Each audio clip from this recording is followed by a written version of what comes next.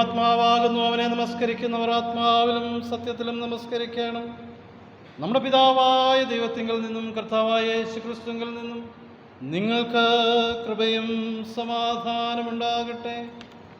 യഹോവയുണ്ടാക്കിയ ദിവസം ഇന്ന് നാം സന്തോഷിച്ച് ആനന്ദിക്കാം. വസ്ത്രങ്ങളെയല്ല, ഹൃദയങ്ങളെ തന്നെ കീറി നിങ്ങളുടെ ദൈവമായ യഹോവയുടെ അരികിലേക്ക് തിരിവീൻ. അവൻ കൃപയും കരുണയും ദീർഘക്ഷമയും മഹാദയമുള്ളവനല്ലോ. അവൻ അനർത്ഥത്തെക്കുറിച്ച് അനുദപിക്കും. യേശു പറഞ്ഞു, ഒരുവനെ അനുഗമിപ്പാൻ ഇച്ഛിച്ചാൽ അവൻ തന്നെ താൻ ത്യജിച്ച് തൻ്റെ ക്രൂശ് എടുത്തുകൊണ്ട് എന്നെ അനുഗമിക്കട്ടെ. ഇതാ നിന്റെ രക്ഷ വരുന്നു, കൂലി അവൻ്റെ പക്കലും പ്രതിഫലം അവൻ്റെ കയ്യിലുമുണ്ട് എന്ന് സിയോൻ പുത്രിയോട് പറവീൻ എന്നിങ്ങനെ യഹോവ ഭൂമിയുടെ അറുതിയോളം ഘോഷിച്ചിരിക്കുന്നു. കർത്താവേ, ഞങ്ങളുടെ ആദരങ്ങളെ തുറക്കണമേ. പിതാവിനും പുത്രനും പരിശുദ്ധാത്മാവിനും മഹത്വമുണ്ടാകട്ടെ.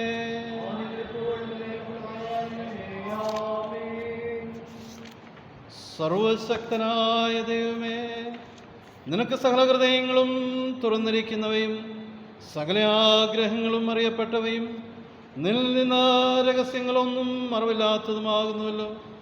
ഞങ്ങൾ നിന്നെ പൂർണ്ണമായി സ്നേഹിക്കുവാനും നിന്റെ പരിശുദ്ധ നാമത്തെ യോഗ്യമായി മഹത്വപ്പെടുത്തുവാനും നിന്റെ പരിശുദ്ധാത്മാവിൻ്റെ നിശ്വാസത്താൽ ഞങ്ങളുടെ ഹൃദയങ്ങളിലെ നിലവുകളെ ഞങ്ങളുടെ കർത്താവായ യേശുക്രിസ്തു മൂലം വെടിപ്പാക്കണമേ.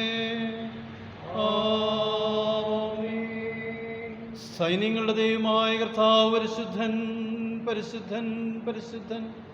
ആകാശവും ഭൂമിയും നിന്റെ മഹത്വം കൊണ്ട് നിറഞ്ഞിരിക്കുന്നു. മഹോന്നതനായ കർത്താവേ, നിനക്ക് മഹത്വമുണ്ടാകട്ടെ.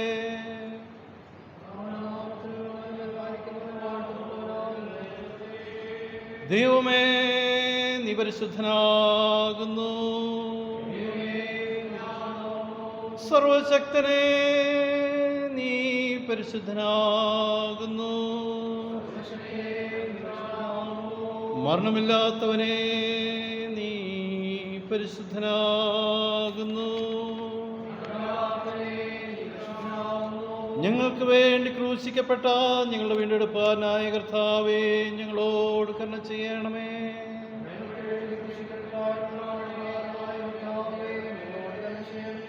പരിശുദ്ധാത്മാവായ കർത്താവേ, ഞങ്ങളോട് കരുണ ചെയ്യണമേ. കർത്താവേ, ഞങ്ങളുടെ പ്രാർത്ഥനകളും സ്തോത്രങ്ങളും കൈക്കൊണ്ട് ഞങ്ങളോട് കരുണ ചെയ്യണമേ. നമ്മുടെ കർത്താവ് പറഞ്ഞ പ്രകാരം ന്യായപ്രമാണത്തിൻ്റെയും പ്രവാചകന്മാരുടെയും ചുരുക്കം നമ്മുടെ കർത്താവായ യേശുക്രിസ്തു അരുളി ചെയ്തത് ഇസ്രായേലേ കേൾക്കാം. നമ്മുടെ ദൈവമായ കർത്താവാകുന്നു. നിന്റെ ദൈവമായ കർത്താവിനെ നീ പൂർണ്ണ ഹൃദയത്തോടും പൂർണ്ണാത്മാവോടും പൂർണ്ണ മനസ്സോടും പൂർണ്ണ ശക്തിയോടും കൂടെ സ്നേഹിക്കേണ്ടതാകുന്നു. ഇതാകുന്നു ഒന്നാമത്തെ കൽപ്പന. രണ്ടാമത്തേത് അതിനോട് സമം, അതായത് നിന്റെ കൂട്ടുകാരനെ നിന്നെ പോലെ തന്നെ സ്നേഹിക്കണം. ഇവയിൽ വലുതായി വേറൊരു കൽപ്പനയുമില്ല. ഈ രണ്ട് കൽപ്പനകളിൽ സകല ന്യായപ്രമാണവും പ്രവാചകന്മാരും അടങ്ങിയിരിക്കുന്നു.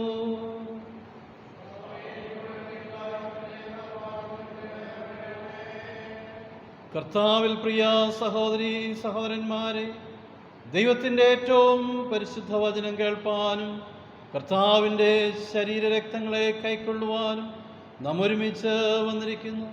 അതിനാൽ നമുക്ക് മുട്ടുകുത്തി മൗനമായി നമ്മെ തന്നെ ശോധന ചെയ്ത് വിശ്വാസത്തോടും അനുതാപത്തോടും അവങ്കിലേക്ക് സമീപിക്കുന്നതിന് ദൈവകൃപ അന്വേഷിക്കാം.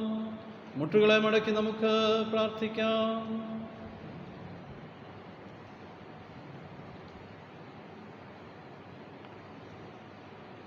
നിങ്ങളുടെ പാപങ്ങളെക്കുറിച്ച് നേരായും താല്പര്യമായും മനസ്സാന്തരപ്പെട്ട് നിങ്ങളുടെ കൂട്ടുകാരോട് പ്രിയവും സ്നേഹവുമായിരുന്ന് ദൈവത്തിൻ്റെ കൽപ്പനകൾ അനുസരിച്ചുകൊണ്ടും മേലാൽ അവൻ്റെ വിശുദ്ധ വഴികളിൽ കൂടി നടന്നുകൊണ്ടും പുതിയ ജീവിതം നയിക്കുവാൻ നിശ്ചയിച്ചിരിക്കുന്ന നിങ്ങൾ നമ്മുടെ കർത്താവായ യേശുക്രിസ്തു മൂലം അവനോട് പുതുതായി നിരപ്പാക്കപ്പെടേണ്ടതിന് സർവശക്തനായ ദൈവത്തോട് താഴ്മയായി നിങ്ങളുടെ പാപങ്ങളെ ഏറ്റുപറവീൻ. നമുക്ക് നമ്മുടെ കുറവുകളെ ദൈവസന്നിധിയിൽ ഏറ്റവും അനുതാപ ഹൃദയത്തോടെ ഏറ്റുപറഞ്ഞ് പാപക്ഷമയ്ക്കായി പ്രാർത്ഥിക്കാം. നമുക്ക് ചേർന്ന് പ്രാർത്ഥിക്കാം. സ്വർഗസ്ഥ പിതാവേ, ഞങ്ങൾ നിനക്കും ഞങ്ങളുടെ അയൽക്കാർക്കും വിരോധമായി പാപം ചെയ്തിരിക്കുന്ന ഏറ്റുപറയുന്നു. ഞങ്ങൾ പ്രകാശനല്ലായിട്ടത്രേ നടന്നിരിക്കുന്നത്. ഞങ്ങൾ കർത്താവിൻ്റെ നാമം ഉച്ചരിക്കുന്നെങ്കിലും ഞങ്ങളെ നീതി വിട്ടുതന്നിട്ടില്ല. ഞങ്ങളോട് കരുണയുണ്ടാകണമേ. യേശു ക്രിസ്തു നിമിത്തം ഞങ്ങളുടെ സകല പാപങ്ങളും ഞങ്ങളോട് ക്ഷമിക്കണമേ. ഞങ്ങളുടെ പരിശുദ്ധാത്മാവിനാൽ ഞങ്ങളെ വെടിപ്പാക്കണമേ. ഞങ്ങളുടെ മനസ്സാക്ഷികളെ ഉണർത്തണമേ. മറ്റുള്ളവരോട് ഹൃദയപൂർവ്വം ക്ഷമിപ്പാൻ തക്ക പ്രാപ്തി ഞങ്ങൾക്ക് നൽകണമേ. അങ്ങയുടെ നാമമഹത്വത്തിനായി ജീവന പതുക്കത്തിൽ മേലാൽ അങ്ങേ സേവിക്കുവാൻ ഞങ്ങൾക്ക് നൽകണമെന്ന് കർത്താവായ യേശു ക്രിസ്തു മൂലം ഞങ്ങൾ അപേക്ഷിക്കുന്നു. ആമീൻ.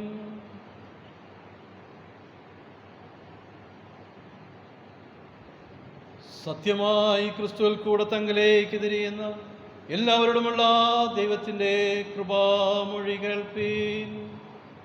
അധ്വാനിക്കുന്നവരും ഭാരം ചുമക്കുന്നവരുമായുള്ളവരെ എല്ലാവരും എൻ്റെ അടുക്കൽ വരുവീൻ, ഞാൻ നിങ്ങളെ ആശ്വസിപ്പിക്കും.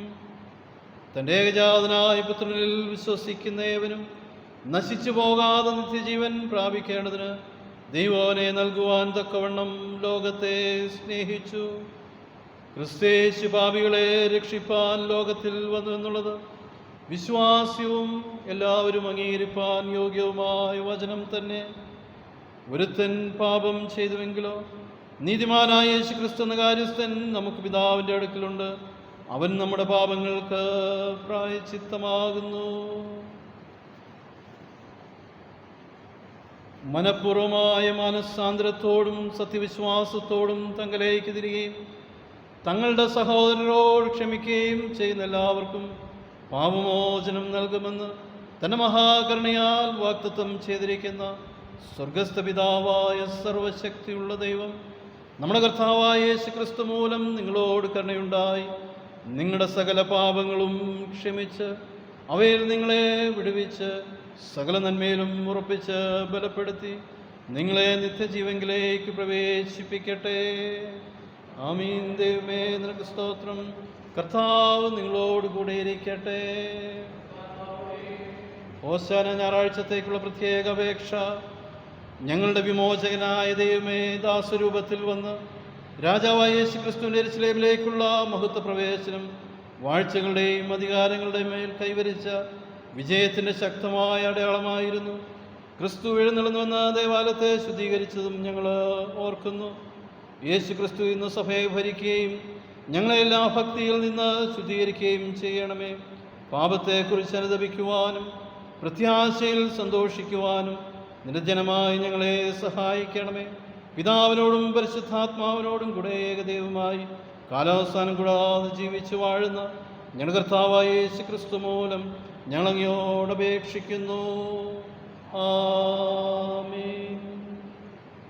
നമുക്കെല്ലാവർക്കും എഴുന്നേറ്റ് നിൽക്കാം. ഇന്ന് കാലത്തേക്ക് നിശ്ചയിച്ചിരിക്കുന്ന പ്രത്യേക സങ്കീർത്തനം 24 സങ്കീർത്തനം വാക്യം പ്രതിവാക്യമായി നമുക്ക് ഉപയോഗിക്കാം. സങ്കീർത്തനം 24 വാക്യം പ്രതിവാക്യമായി നമുക്ക് ഉപയോഗിക്കാം.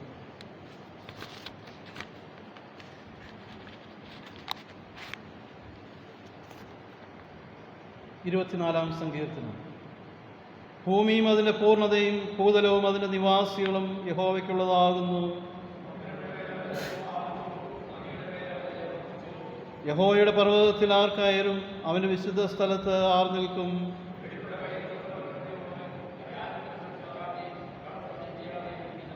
അവൻ യഹോവയുടെ അനുഗ്രഹവും തൻ്റെ രക്ഷയുടെ ദൈവത്തോട് നീതിയും പ്രാപിക്കും.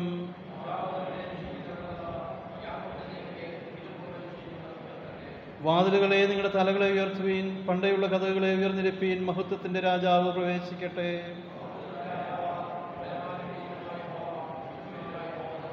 വാതിലുകളെ നിങ്ങളുടെ തലകളെ ഉയർത്തുവീൻ, പണ്ടേയുള്ള കഥകളെ ഉയർന്നിരിപ്പീൻ, മഹത്വത്തിൻ്റെ രാജാവ് പ്രവേശിക്കട്ടെ.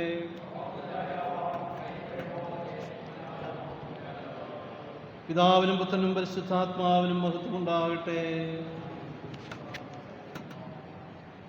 ഇന്ന് കാലത്തേക്ക് നിശ്ചയിച്ചിരിക്കുന്ന പ്രത്യേക സുവിശേഷ വേദഭാഗം വിശുദ്ധ മത്തായി എഴുതിയ സുവിശേഷം 21-ാം അധ്യായം 1 മുതൽ 17 വരെ എഴുതപ്പെട്ടിരിക്കുന്ന ദൈവത്തിൻ്റെ വചനങ്ങളെ കേൾപ്പീൻ. വിശുദ്ധ മത്തായി എഴുതിയ സുവിശേഷം 21-ാം അധ്യായം 1 മുതൽ 17 വരെ എഴുതപ്പെട്ടിരിക്കുന്ന ദൈവത്തിൻ്റെ ജീവനുള്ള വചനങ്ങൾ. അനന്തരം അവർ യെരൂശലേമിനോട് സമീപിച്ച് ഒലിവുമലയരികെ ബേത്ത്ഫഗയിലെത്തിയപ്പോൾ യേശു 2 ശിഷ്യന്മാരെ അയച്ചു. നിങ്ങൾക്കെതിരെയുള്ള ഗ്രാമത്തിൽ ചെല്ലുവീൻ. അവിടെ കെട്ടിയിരിക്കുന്ന ഒരു പെൺകഴുതയും അതിൻ്റെ കുട്ടിയെയും നിങ്ങളുടനെ കാണും. അവയെ അഴിച്ചു കൊണ്ടുവരുവീൻ. നിങ്ങളോട് ആരാനും വല്ലതും പറഞ്ഞാൽ കർത്താവിന് ഇവയെക്കൊണ്ട് ആവശ്യമുണ്ട് എന്ന് പറവീൻ. തൽക്ഷണം അവൻ അവയെ അയക്കുമെന്ന് പറഞ്ഞു. സിയോൻ പുത്രിയോട്, ഇതാ നിന്റെ രാജാവ് സൗമ്യനായി കഴുതപ്പുറത്തും വാഹനമൃഗത്തിൻ്റെ കുട്ടിയുടെ പുറത്തും കയറി നിന്റെ അടുക്കൽ വരുന്നു എന്ന് പറവീൻ. എന്നിങ്ങനെ പ്രവാചകൻ മുഖാന്തരം അരുളി ചെയ്തത് നിവർത്തി വരുവാൻ ഇത് സംഭവിച്ചു. ശിഷ്യന്മാർ പുറപ്പെട്ടു. യേശു കൽപ്പിച്ചതുപോലെ ചെയ്തു. കഴുതയെയും കുട്ടിയെയും കൊണ്ടുവന്ന് തങ്ങളുടെ വസ്ത്രം അവയുടെ മേലിട്ടു. അവൻ കയറിയിരുന്നു. പുരുഷാരം മിക്കതും തങ്ങളുടെ വസ്ത്രം വഴിയിൽ വിരിച്ചു. മറ്റു ചിലർ വൃക്ഷങ്ങളിൽ നിന്ന് കൊമ്പ് വെട്ടി വഴിയിൽ വിതറി. മുന്നും പിന്നും നടന്ന പുരുഷാരം, ദാവീദ് പുത്രന് ഹോസന്ന, കർത്താവിൻ്റെ നാമത്തിൽ വരുന്നവൻ വാഴ്ത്തപ്പെട്ടവൻ, അത്യുന്നതങ്ങളിൽ ഹോസന്ന എന്ന് ആർത്തുകൊണ്ടിരുന്നു. അവൻ യെരൂശലേമിൽ കടന്നപ്പോൾ നഗരം മുഴുവൻ ഇളകി. ഇവനാർ എന്ന് പറഞ്ഞു. ഇവൻ ഗലീലയിലെ നസറത്തിൽ നിന്നുള്ള പ്രവാചകനായ യേശു എന്ന് പുരുഷാരം പറഞ്ഞു. യേശു ദേവാലയത്തിൽ ചെന്ന് ദേവാലയത്തിൽ വിൽക്കുന്നവരെയും കൊള്ളുന്നവരെയും എല്ലാം പുറത്താക്കി പൊൻവാണിപ്പക്കാരുടെ മേശകളെയും പ്രാവുകളെ വിൽക്കുന്നവരുടെ പീഠങ്ങളെയും മറിച്ചു കളഞ്ഞു. അവരോട്, എൻ്റെ ആലയം പ്രാർത്ഥനാലയം എന്ന് വിളിക്കപ്പെടും എന്ന് എഴുതിയിരിക്കുന്നു. നിങ്ങളോ അതിനെ കള്ളന്മാരുടെ ഗുഹയാക്കി തീർക്കുന്നു എന്ന് പറഞ്ഞു. കുരുടന്മാരും മുടന്തന്മാരും ദേവാലയത്തിൽ അവൻ്റെ അടുക്കൽ വന്നു. അവൻ അവരെ സൗഖ്യമാക്കി. എന്നാൽ മഹാപുരോഹിതന്മാരും ശാസ്ത്രിമാരും അവൻ ചെയ്ത അത്ഭുതങ്ങളെയും ദാവീദ് പുത്രന് ഹോസന്ന എന്ന് ദേവാലയത്തിൽ ആർക്കുന്ന ബാലന്മാരെ കണ്ടിട്ട് നിരസപ്പെട്ടു. ഇവർ പറയുന്നത് കേൾക്കുന്നു എന്ന് അവനോട് ചോദിച്ചു. യേശു അവരോട്, ശിശുക്കളുടെയും മുലകുടിക്കുന്നവരുടെയും വായിൽ നിന്ന് നീ പുകഴ്ച ഒരുക്കിയിരിക്കുന്നു എന്നുള്ളത് നിങ്ങൾ ഒരിക്കലും വായിച്ചിട്ടില്ലയോ എന്ന് ചോദിച്ചു. പിന്നെ അവരെ വിട്ട് നഗരത്തിൽ നിന്ന് പുറപ്പെട്ട് ബെഥാനിയയിൽ ചെന്ന് അവിടെ രാത്രി പാർത്തു. ഇത് കർത്താവിൻ്റെ ജീവൻ നൽകുന്ന സുവിശേഷം. ക്രിസ്തുവേ, നിനക്ക് സ്തുതി ഉണ്ടായിരിക്കട്ടെ.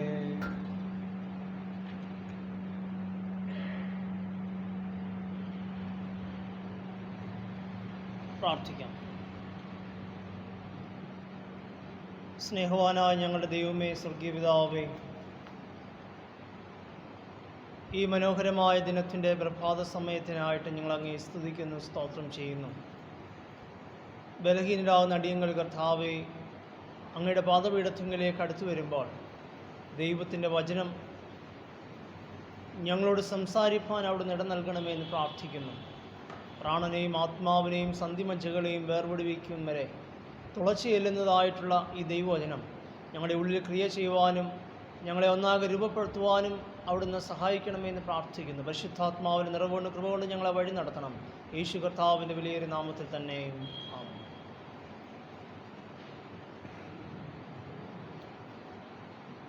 ദൈവനാമത്തിന് മഹത്വമുണ്ടാവട്ടെ. മനോഹരമായ ഒരു ദിനത്തിൻ്റെ പ്രഭാതത്തിൽ ദൈവസന്നിധിയിലേക്ക് ചേർന്ന് വരുവാൻ തക്കവണ്ണം ദൈവം നമ്മെ ഇടയാക്കുന്നത് ഓർത്ത് ഞാൻ ദൈവത്തിന് സ്തോത്രം ചെയ്യുന്നു. ക്രൈസ്തവ സഭയെ സംബന്ധിച്ച് ഹോശാന ഞായർ ആയിട്ട് നാം ഈ ദിവസം ആചരിക്കുകയാണ്. പ്രത്യേകിച്ച് കർത്താവ് കഴുതക്കുട്ടി പുറത്തേറി യെരൂശലേം ദേവാലയത്തിലേക്ക് വന്ന ആ വരവിനെ നാം പ്രത്യേകമായിട്ട് ഓർക്കുകയും ആചരിക്കുകയും ചെയ്യുന്ന ഒരു ദിവസം. ക്രൈസ്തവ സഭകളെ സംബന്ധിച്ച് ഏറെ പ്രാധാന്യമുള്ള ഒരു ദിവസമാണ് ഇത് എന്ന് പറയുന്നതിൽ യാതൊരു സംശയവുമില്ല. അതുകൊണ്ട് തന്നെ ഇന്ന് ചിന്തിക്കുവാനായിട്ട് നാം വേർതിരിച്ചിരിക്കുന്നത് ഹോശന്ന ദേവാലയത്തിൽ പുതിയ രാജാവ് എന്ന വിഷയമാണ്. ഹോശന്ന ദൈവാലയത്തിൽ പുതിയ രാജാവ് എന്ന വിഷയം. 4 വേദഭാഗങ്ങളാണ് ഇന്നത്തെ ചിന്തയ്ക്ക് ആധാരമായിട്ട് നമുക്ക് വായിക്കുവാൻ നൽകിയിരിക്കുന്നത്.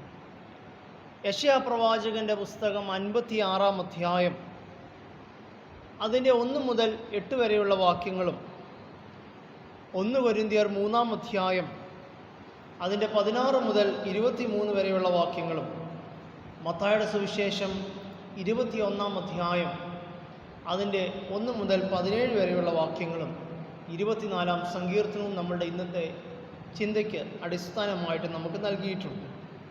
അതിൽ നാം ഇന്ന് സുവിശേഷ വേദഭാഗമായിട്ട് വായിച്ച മത്തായിയുടെ സുവിശേഷം 21-ാം അധ്യായം അതിൻ്റെ 9-ാം വാക്യം, മത്തായിയുടെ സുവിശേഷം 21-ാം അധ്യായം അതിൻ്റെ 9-ാം വാക്യം ഇപ്രകാരം നാം വായിക്കുന്നു: മുമ്പും പിമ്പും നടന്ന പുരുഷാരം ദാവീദ് പുത്രന് ഹോശന്ന, കർത്താവിൻ്റെ നാമത്തിൽ വരുന്നവൻ വാഴ്ത്തപ്പെട്ടവൻ, അത്യുന്നതങ്ങളിൽ ഹോശന്ന എന്ന് ആർത്തുകൊണ്ടിരുന്നു.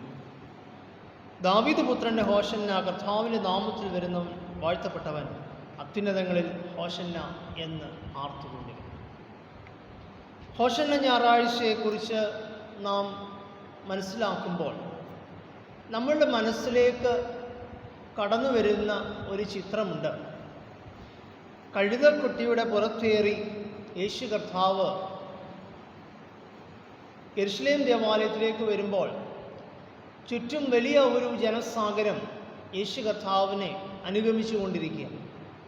അവരുടെ കയ്യിൽ കുരുത്തോലയും അവരുടെ വസ്ത്രങ്ങളുമൊക്കെ വഴിയിൽ പരവതാനി പോലെ വിരിച്ച് ഒരു രാജകീയ പരിവേഷത്തോടെ ദേവാലയത്തിലേക്ക് കടന്നു വരുന്ന ഒരു കർത്താവ്. ഹോശന്ന ഞായറാഴ്ചയെക്കുറിച്ച് പറയുമ്പോൾ നമ്മുടെ മനസ്സിൽ പെട്ടെന്ന് കടന്നു വരുന്ന ഒരു ചിത്രം ഇതാണ്. എന്നാൽ യേശു കർത്താവിൻ്റെ ഈ വരവിന് ഒരു പശ്ചാത്തലമുണ്ട്, അല്ലെങ്കിൽ ഒരു ഉദ്ദേശമുണ്ട്. യേശുവിൻ്റെ യെരുശലേം യാത്രയുടെ പശ്ചാത്തലം എന്താണെന്ന് ചോദിച്ചാൽ, തകർന്നു പോയ യെരുശലേം മതിലും ദൈവാലയവും പണിയുന്നതിനുള്ള ഇസ്രായേൽ ജനതയുടെ പ്രതീക്ഷയുടെ പൂർത്തീകരണമാണ് കർത്താവിൻ്റെ വരവിലൂടെ നമുക്ക് കാണുവാനായിട്ട് സാധിക്കും. ശലോമോൻ രാജാവിൻ്റെ കാലത്ത് ലോകമൊന്നാകെ അസൂയയോടെ നോക്കിക്കണ്ട, അല്ലെങ്കിൽ അത്രയേറെ പ്രൗഢിയുള്ള ദേവാലയം പിന്നീട് പല കാലഘട്ടത്തിൽ പ്രവാസ കാലഘട്ടത്തിലേക്കൊക്കെ പോയി പല ശത്രു രാജ്യങ്ങൾ ആക്രമിക്കുവാൻ ഒക്കെ ഇടയായി തീർന്നപ്പോൾ ദേവാലയം നാമാവശേഷമായി തീരുന്നതിന് ഇടയായി തീർന്നു. എന്നാൽ ആ ഒരു പ്രവാസത്തിനൊക്കെ ശേഷം പുതിയ നിയമ കാലഘട്ടത്തിലേക്ക് വരുമ്പോൾ യെരുശലേം ദേവാലയത്തിൻ്റെ അവസ്ഥ എന്ന് പറയുന്നത് വളരെ ദയനീയമായ ഒരു അവസ്ഥയാണ്. കാരണം രാജാക്കന്മാരുടെ ഒരു കാലഘട്ടത്തിന് ശേഷം പുരോഹിതന്മാരുടെ ഒരു വാഴ്ചയുടെ ഒരു കാലഘട്ടത്തിലേക്ക് വരുമ്പോൾ മഹാപുരോഹിതന്മാരുടെ പൂർണ്ണമായ ഭരണ സംവിധാനത്തിലാണ് യെരുശലേം ദേവാലയം എന്ന് യേശു കർത്താവിൻ്റെ ഈ കാലഘട്ടത്തിൽ നമുക്ക് മനസ്സിലാക്കുവാനായിട്ട് സാധിക്കും. മഹാപുരോഹിതന്മാരാണ് അവിടുത്തെ ഭരണചക്രം തിരിച്ചുകൊണ്ടിരുന്നത്. അല്ലെങ്കിൽ മറ്റു തരത്തിൽ പറഞ്ഞാൽ അതിൻ്റെ പൂർണ്ണ ചുമതല മഹാപുരോഹിതന്മാർക്ക് ആയിരുന്നു. അപ്പോൾ അങ്ങനെയുള്ള ഒരു കാലഘട്ടത്തിലേക്കാണ് യേശു കർത്താവ് രാജാവായിട്ട് ഈ യെരുശലേം ദേവാലയത്തിലേക്ക് കടന്നു വരുന്നത്. കാരണം നിരാശയിലും അതുപോലെ പ്രതീക്ഷയോടുകൂടി ജീവിച്ചിരുന്ന ഒരു ജനതയ്ക്ക് ഒരു വലിയ പ്രതീക്ഷ നൽകുവാനാണ് ക്രിസ്തുവിൻ്റെ ഈ യാത്ര എന്ന് നമുക്ക് മനസ്സിലാക്കാം. അപ്പോൾ യെരുശലേം ദേവാലയം, അതിനുള്ളിൽ നമുക്ക് പഴയ നിയമ വേദഭാഗത്ത് നമ്മൾ കണ്ടിട്ടുണ്ട് അതിവിശുദ്ധ സ്ഥലമെന്നും വിശുദ്ധ സ്ഥലമെന്നും പ്രാകാരമെന്നൊക്കെയുള്ള പല വേർതിരിവുകൾ ദേവാലയത്തിൽ നമ്മൾ കണ്ടിട്ടുണ്ട്. അതിൽ വിശുദ്ധമായ സ്ഥലത്തേക്ക് ആണ് പുരോഹിതൻ പ്രവേശിക്കുന്നത്. എന്നാൽ ജനങ്ങൾക്ക് ആരാധിക്കുവാനുള്ള ഇടമെന്ന് പറയുന്നത് പ്രാകാരമാണ്. അപ്പോൾ ഈ പ്രാകാരത്തിൽ സാധാരണ ജനത്തിന് ആരാധിക്കുവാനുള്ള ഒരു ഇടമായി വേർതിരിച്ചിരിക്കുമ്പോൾ ഇവിടെ യേശു കർത്താവ് ദേവാലയത്തിലേക്ക് വരുമ്പോൾ കാണുന്ന കാഴ്ച എന്ന് പറയുന്നത് സാധാരണ ജനം നിന്ന് ആരാധിക്കേണ്ട ഇടത്ത് കച്ചവടക്കാരും അതുപോലെ തന്നെ പല രീതിയിലുള്ള സ്വാർത്ഥ ലാഭത്തോടുകൂടി, ലാഭേച്ഛയോടുകൂടി, അല്ലെങ്കിൽ ലാഭത്തോടുകൂടി, ചിന്തയോടുകൂടി നിൽക്കുകയും പ്രവർത്തിക്കുകയും ചെയ്യുന്ന ഒരുപാട് പേരെയാണ് കാണുവാനായിട്ട് സാധിക്കുന്നത്. അവിടെ മുഴുവൻ കച്ചവടക്കാരെ കൊണ്ട് നിറഞ്ഞിരിക്കുന്ന ഒരു ദേവാലയത്തിൻ്റെ പ്രാകാരം. അവിടെ കച്ചവടക്കാരുണ്ട്, പണമിടപാടുകാരുണ്ട്, പ്രാവുകളെയും ആടുകളെയും വിൽക്കുന്നവരുണ്ട്, വാങ്ങുന്നവരുണ്ട്. അവരുടെ പണം ഒക്കെ സൂക്ഷിക്കുന്ന മേശകളാലൊക്കെ നിറഞ്ഞു നിൽക്കുന്ന ഒരു സ്ഥലം. ഈ ഒരു കാഴ്ചയാണ് യേശു കർത്താവിൻ്റെ മനസ്സിനെ വേദനിപ്പിക്കുവാനായിട്ട് ഇടയായി തീർന്നത്. അങ്ങനെയാണ് യേശു കർത്താവ് ദേവാലയത്തിലേക്ക് പ്രവേശിക്കുന്ന ഒരു സാഹചര്യം എന്ന് പറയുന്നത്. അപ്പോൾ ഞാൻ പറയുവാൻ ആഗ്രഹിച്ചത്, യേശു കർത്താവിൻ്റെ യാത്ര എന്ന് പറയുന്നത് തന്നെ ഒരു രാജാവായിട്ട് ചിത്രീകരിക്കുന്നതിന് വേണ്ടിയുള്ള ഒരു യാത്രയായിരുന്നില്ല. മറിച്ച് ഒരു ജനത പ്രവാസ കാലഘട്ടത്തിൻ്റെ ശൂന്യതയ്ക്ക് ശേഷം തങ്ങൾക്കൊരു അഭിവൃദ്ധി ഉണ്ടാകും, ഒരു ഉയർച്ചയുണ്ടാകും എന്ന പ്രതീക്ഷയോടെ ജീവിക്കുന്ന ഒരു ജനതയ്ക്ക് അവരുടെ ജീവിതത്തിൽ ഒരു പ്രതീക്ഷ നൽകുന്നതാണ് ക്രിസ്തുവിൻ്റെ യാത്ര എന്ന് പറയുന്നത്. കാരണം രാജകീയമായ പരിവേഷത്തോടെ ഒരു ജനത ഒരു രാജാവിനെ സ്വീകരിച്ചുകൊണ്ട് വരുന്ന കാഴ്ച നമുക്ക് അവിടെ കാണുവാനായിട്ട് സാധിക്കുക. പ്രത്യേകിച്ച് ഞാനും നിങ്ങളും ഇന്നായിരിക്കുന്ന സാഹചര്യവും അത്തരത്തിലുള്ളതാണ്. കാരണം നാം ഒരു പൊതു തെരഞ്ഞെടുപ്പിനെ നേരിടുവാനായിട്ട് ഒരുങ്ങുകയാണ്. നമ്മുടെ സമൂഹത്തിൽ എവിടെ നോക്കിയാലും പ്രചരണങ്ങളൊക്കെ ചൂടുപിടിച്ചുകൊണ്ടിരിക്കുകയാണ്. രാഷ്ട്രീയ മേഖലയിലുള്ള കേന്ദ്ര നേതാക്കന്മാരും സംസ്ഥാന നേതാക്കന്മാരും ഒരുപക്ഷെ കണ്ടിട്ടും ഒരുപക്ഷെ നാം അറിഞ്ഞിട്ടുമില്ലാത്ത ഒട്ടനവധി നേതാക്കന്മാർ ഇന്ന് ജനത്തെ സ്വാധീനിക്കുവാൻ വേണ്ടി അല്ലെങ്കിൽ കുറുക്ക് കൊള്ളുന്നതായിട്ടുള്ള പ്രസംഗ ശൈലി കൊണ്ട് ജനഹൃദയങ്ങളെ കീഴടക്കുവാൻ വേണ്ടി നമ്മുടെ മണ്ണിലേക്ക് വന്നുകൊണ്ടിരിക്കുകയാണ്.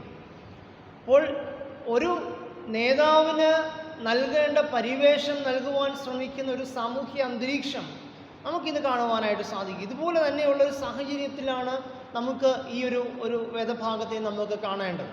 അപ്പോൾ അന്ന് യേശു കർത്താവിനെ അനുഗമിക്കുന്ന ഒരു വലിയ ഒരു സമൂഹത്തെ നമുക്കവിടെ കാണുക. അപ്പോൾ ഈ ഒരു കർത്താവിൻ്റെ ഈ രാജകീയമായ വരവ് എന്താണ് നമ്മെ സൂചിപ്പിക്കുന്നത്, അല്ലെങ്കിൽ എന്താണ് നമ്മുടെ ജീവിതത്തിൽ നമുക്ക് മനസ്സിലാക്കുവാനായിട്ട് സാധിക്കുന്നത് എന്ന് ചിന്തിച്ച് എൻ്റെ വാക്കുകൾ അവസാനിപ്പിക്കുവാൻ ഞാൻ ആഗ്രഹിക്കുക. ഒന്ന്, ഒരു രാജാവിൻ്റെ ലളിതമായ പ്രവേശനത്തെ നമുക്ക് ഈ വേദഭാഗം വെളിവാക്കുകയാണ്.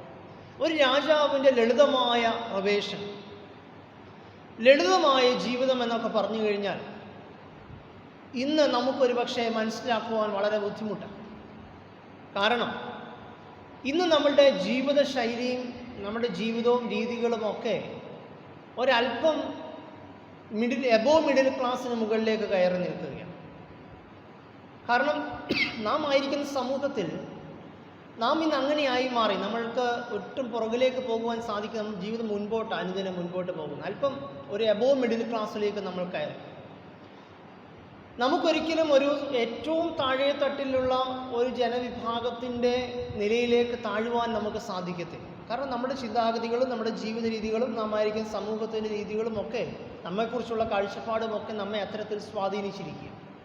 എന്നാൽ ഓർക്കുക, യേശു കർത്താവിൻ്റെ രാജകീയമായ പ്രവേശനം എങ്ങനെയുള്ളതായിരുന്നു, എത്രത്തോളം ലളിതമായിരുന്നു എന്ന് നമ്മൾക്കൊന്ന് മനസ്സിലാക്കാം. ഇന്ന് തുറന്ന ജീപ്പുകളിൽ, ആഡംബര കാറുകളിൽ, ഒരുപക്ഷെ ഞാൻ പണ്ട് ഓർക്കുന്നു, തെരഞ്ഞെടുപ്പുകളിൽ തുറന്ന ജീപ്പായിരുന്നു ഒരു വലിയ അട്രാക്ഷൻ എന്ന് പറയുന്നത്. ഇന്ന് അതൊക്കെ പോയിട്ട് ഏറ്റവും മുന്തിയ കാറുകൾ, അതിൻ്റെ മുകളിൽ ഗ്ലാസ് ഇട്ടൊരു പോർഷൻ പുറകിലെ സ്വിച്ച് ഇട്ട് കഴിഞ്ഞാൽ പുറകിലേക്ക് മാറും. അതുവഴി എഴുന്നേറ്റ് നിന്ന് 1-2 നേതാക്കന്മാർക്ക് എഴുന്നേറ്റ് നിന്ന് ജനത്തെ അഭിവാദ്യം ചെയ്യുവാൻ സാധിക്കും. എന്തെങ്കിലും തരത്തിലുള്ള ഒരു ആക്രമണം ഉണ്ടായാൽ ഉടൻ തന്നെ അവർക്ക് ആ ജീപ്പിനുള്ളിലേക്ക് പെട്ടെന്ന് കയറി സുരക്ഷിതമായി തീരുവാനുള്ള സംവിധാനങ്ങളൊക്കെയുള്ള നൂതനമായ വാഹന സൗകര്യങ്ങളൊക്കെ ഇന്ന് നമുക്ക് ലഭ്യമാണ്. എന്നാൽ ആ ഒരു യേശു കർത്താവിൻ്റെ കാലഘട്ടം എന്ന് പറയുന്നത് അങ്ങനെയുള്ളൊരു കാലഘട്ടമല്ല. അവിടെ കർത്താവ് പ്രചരണത്തിനാലെ അല്ലെങ്കിൽ കർത്താവ് യാത്രയ്ക്കായിട്ട് ഉപയോഗിച്ച വാഹനമെന്ന് പറയുന്നത് എന്താ? ഒരു കഴുതക്കുട്ടിയാണ്. ഒരുപക്ഷെ അന്നത്തെ മനുഷ്യ സമൂഹത്തിൽ ഏറ്റവും വൃത്തിഹീനമായ ഒരു മൃഗം, അല്ലെങ്കിൽ ഒരുപക്ഷെ അതിൻ്റെ പുറത്ത് കയറി യാത്ര ചെയ്യുവാൻ മനുഷ്യൻ മടിക്കുന്ന ഒരു അഭിമാന പ്രശ്നമായിട്ട് കരുതുന്ന ഒരു സാഹചര്യത്തിലാണ് കർത്താവ് ഒരു കഴുതക്കുട്ടിയെ തൻ്റെ വാഹനമായിട്ട് കർത്താവ് തിരഞ്ഞെടുത്തത് എന്ന് നമുക്കവിടെ കാണുവാനായിട്ട് സാധിക്കാം. അതുപോലെ തന്നെ കർത്താവ് ഇരുന്നത് എവിടെയാണ്? ഒരു കഴുതക്കുട്ടിയുടെ പുറത്താണ്. എങ്ങനെയായിരുന്നത്? ആ ജനം അവരുടെ വസ്ത്രം ഉരിഞ്ഞ് യേശു കർത്താവിന് ഇരിക്കുവാൻ വേണ്ടി ആ കഴുതയുടെ പുറത്ത് വിരിച്ചാണ് കർത്താവ് അതിന് മുകളിൽ ഇരുന്നതെന്നാണ് നമ്മൾ കാണുന്നത്. തുടർന്ന് ഇങ്ങോട്ട് വരുമ്പോൾ ഇന്ന് കിലോമീറ്ററുകളോളം ഒരുപക്ഷെ എന്തെങ്കിലും ഒരു വലിയ പ്രോഗ്രാം ഉണ്ടെങ്കിൽ, ഒരു ഫംഗ്ഷൻ ഉണ്ടെങ്കിൽ നമ്മൾ എന്ത് ചെയ്യും? ഒരു ഏറ്റവും മുന്തിയ പരവതാനി കൊണ്ട് അവിടെ അങ്ങ് വിരിക്കും. അപ്പോൾ റെഡ് കാർപ്പറ്റ് ഇന്ന് ഒരു വലിയ അട്രാക്ഷൻ എന്ന് പറയും. എന്നാൽ അന്ന് എന്തായിരുന്നു ആ ജനം ചെയ്തത്? അവരുടെ കയ്യിലുള്ള വസ്ത്രം കർത്താവ് വരുന്ന രാജവീതിയിൽ മുഴുവൻ അങ്ങ് വിരിക്കുക. അവരുടെ കയ്യിലുള്ള വസ്ത്രം, അവരുടെ അത്യാവശ്യമുള്ള വസ്ത്രം തീർന്നു കഴിഞ്ഞപ്പോൾ എന്താ അവർ ചെയ്യുന്നത്? ചുറ്റുപാടും കാണുന്ന വൃക്ഷങ്ങളുടെ കൊമ്പുകൾ വെട്ടി അത് വഴിയിൽ അങ്ങനെ നിരത്തുകയാണ്. കാരണം കടന്നു വരുന്ന രാജാവെന്ന് പറയുന്നത് അത്രത്തോളം ഉന്നതനായ ഒരു വ്യക്തിയാണ് എന്ന ആ ജനത്തിൻ്റെ വലിയൊരു ബോധ്യമാണ് നമുക്കവിടെ കാണുവാനായിട്ട് സാധിക്കുന്നത്. ഇനിയും ആ ഒരു യാത്രയ്ക്ക് വേറൊരു ചില പ്രത്യേകതകളും കൂടിയുണ്ട്. ഇന്ന് ഒരു സ്ഥാനാർത്ഥി നമ്മുടെ വീടിനടുത്തേക്ക് വരുമ്പോൾ ആദ്യം എന്താ വരുന്നത്? ഒരു പ്രചരണ വാഹനം, ഒരു അനൗൺസ്മെൻറ്റ് വാഹനം വരും.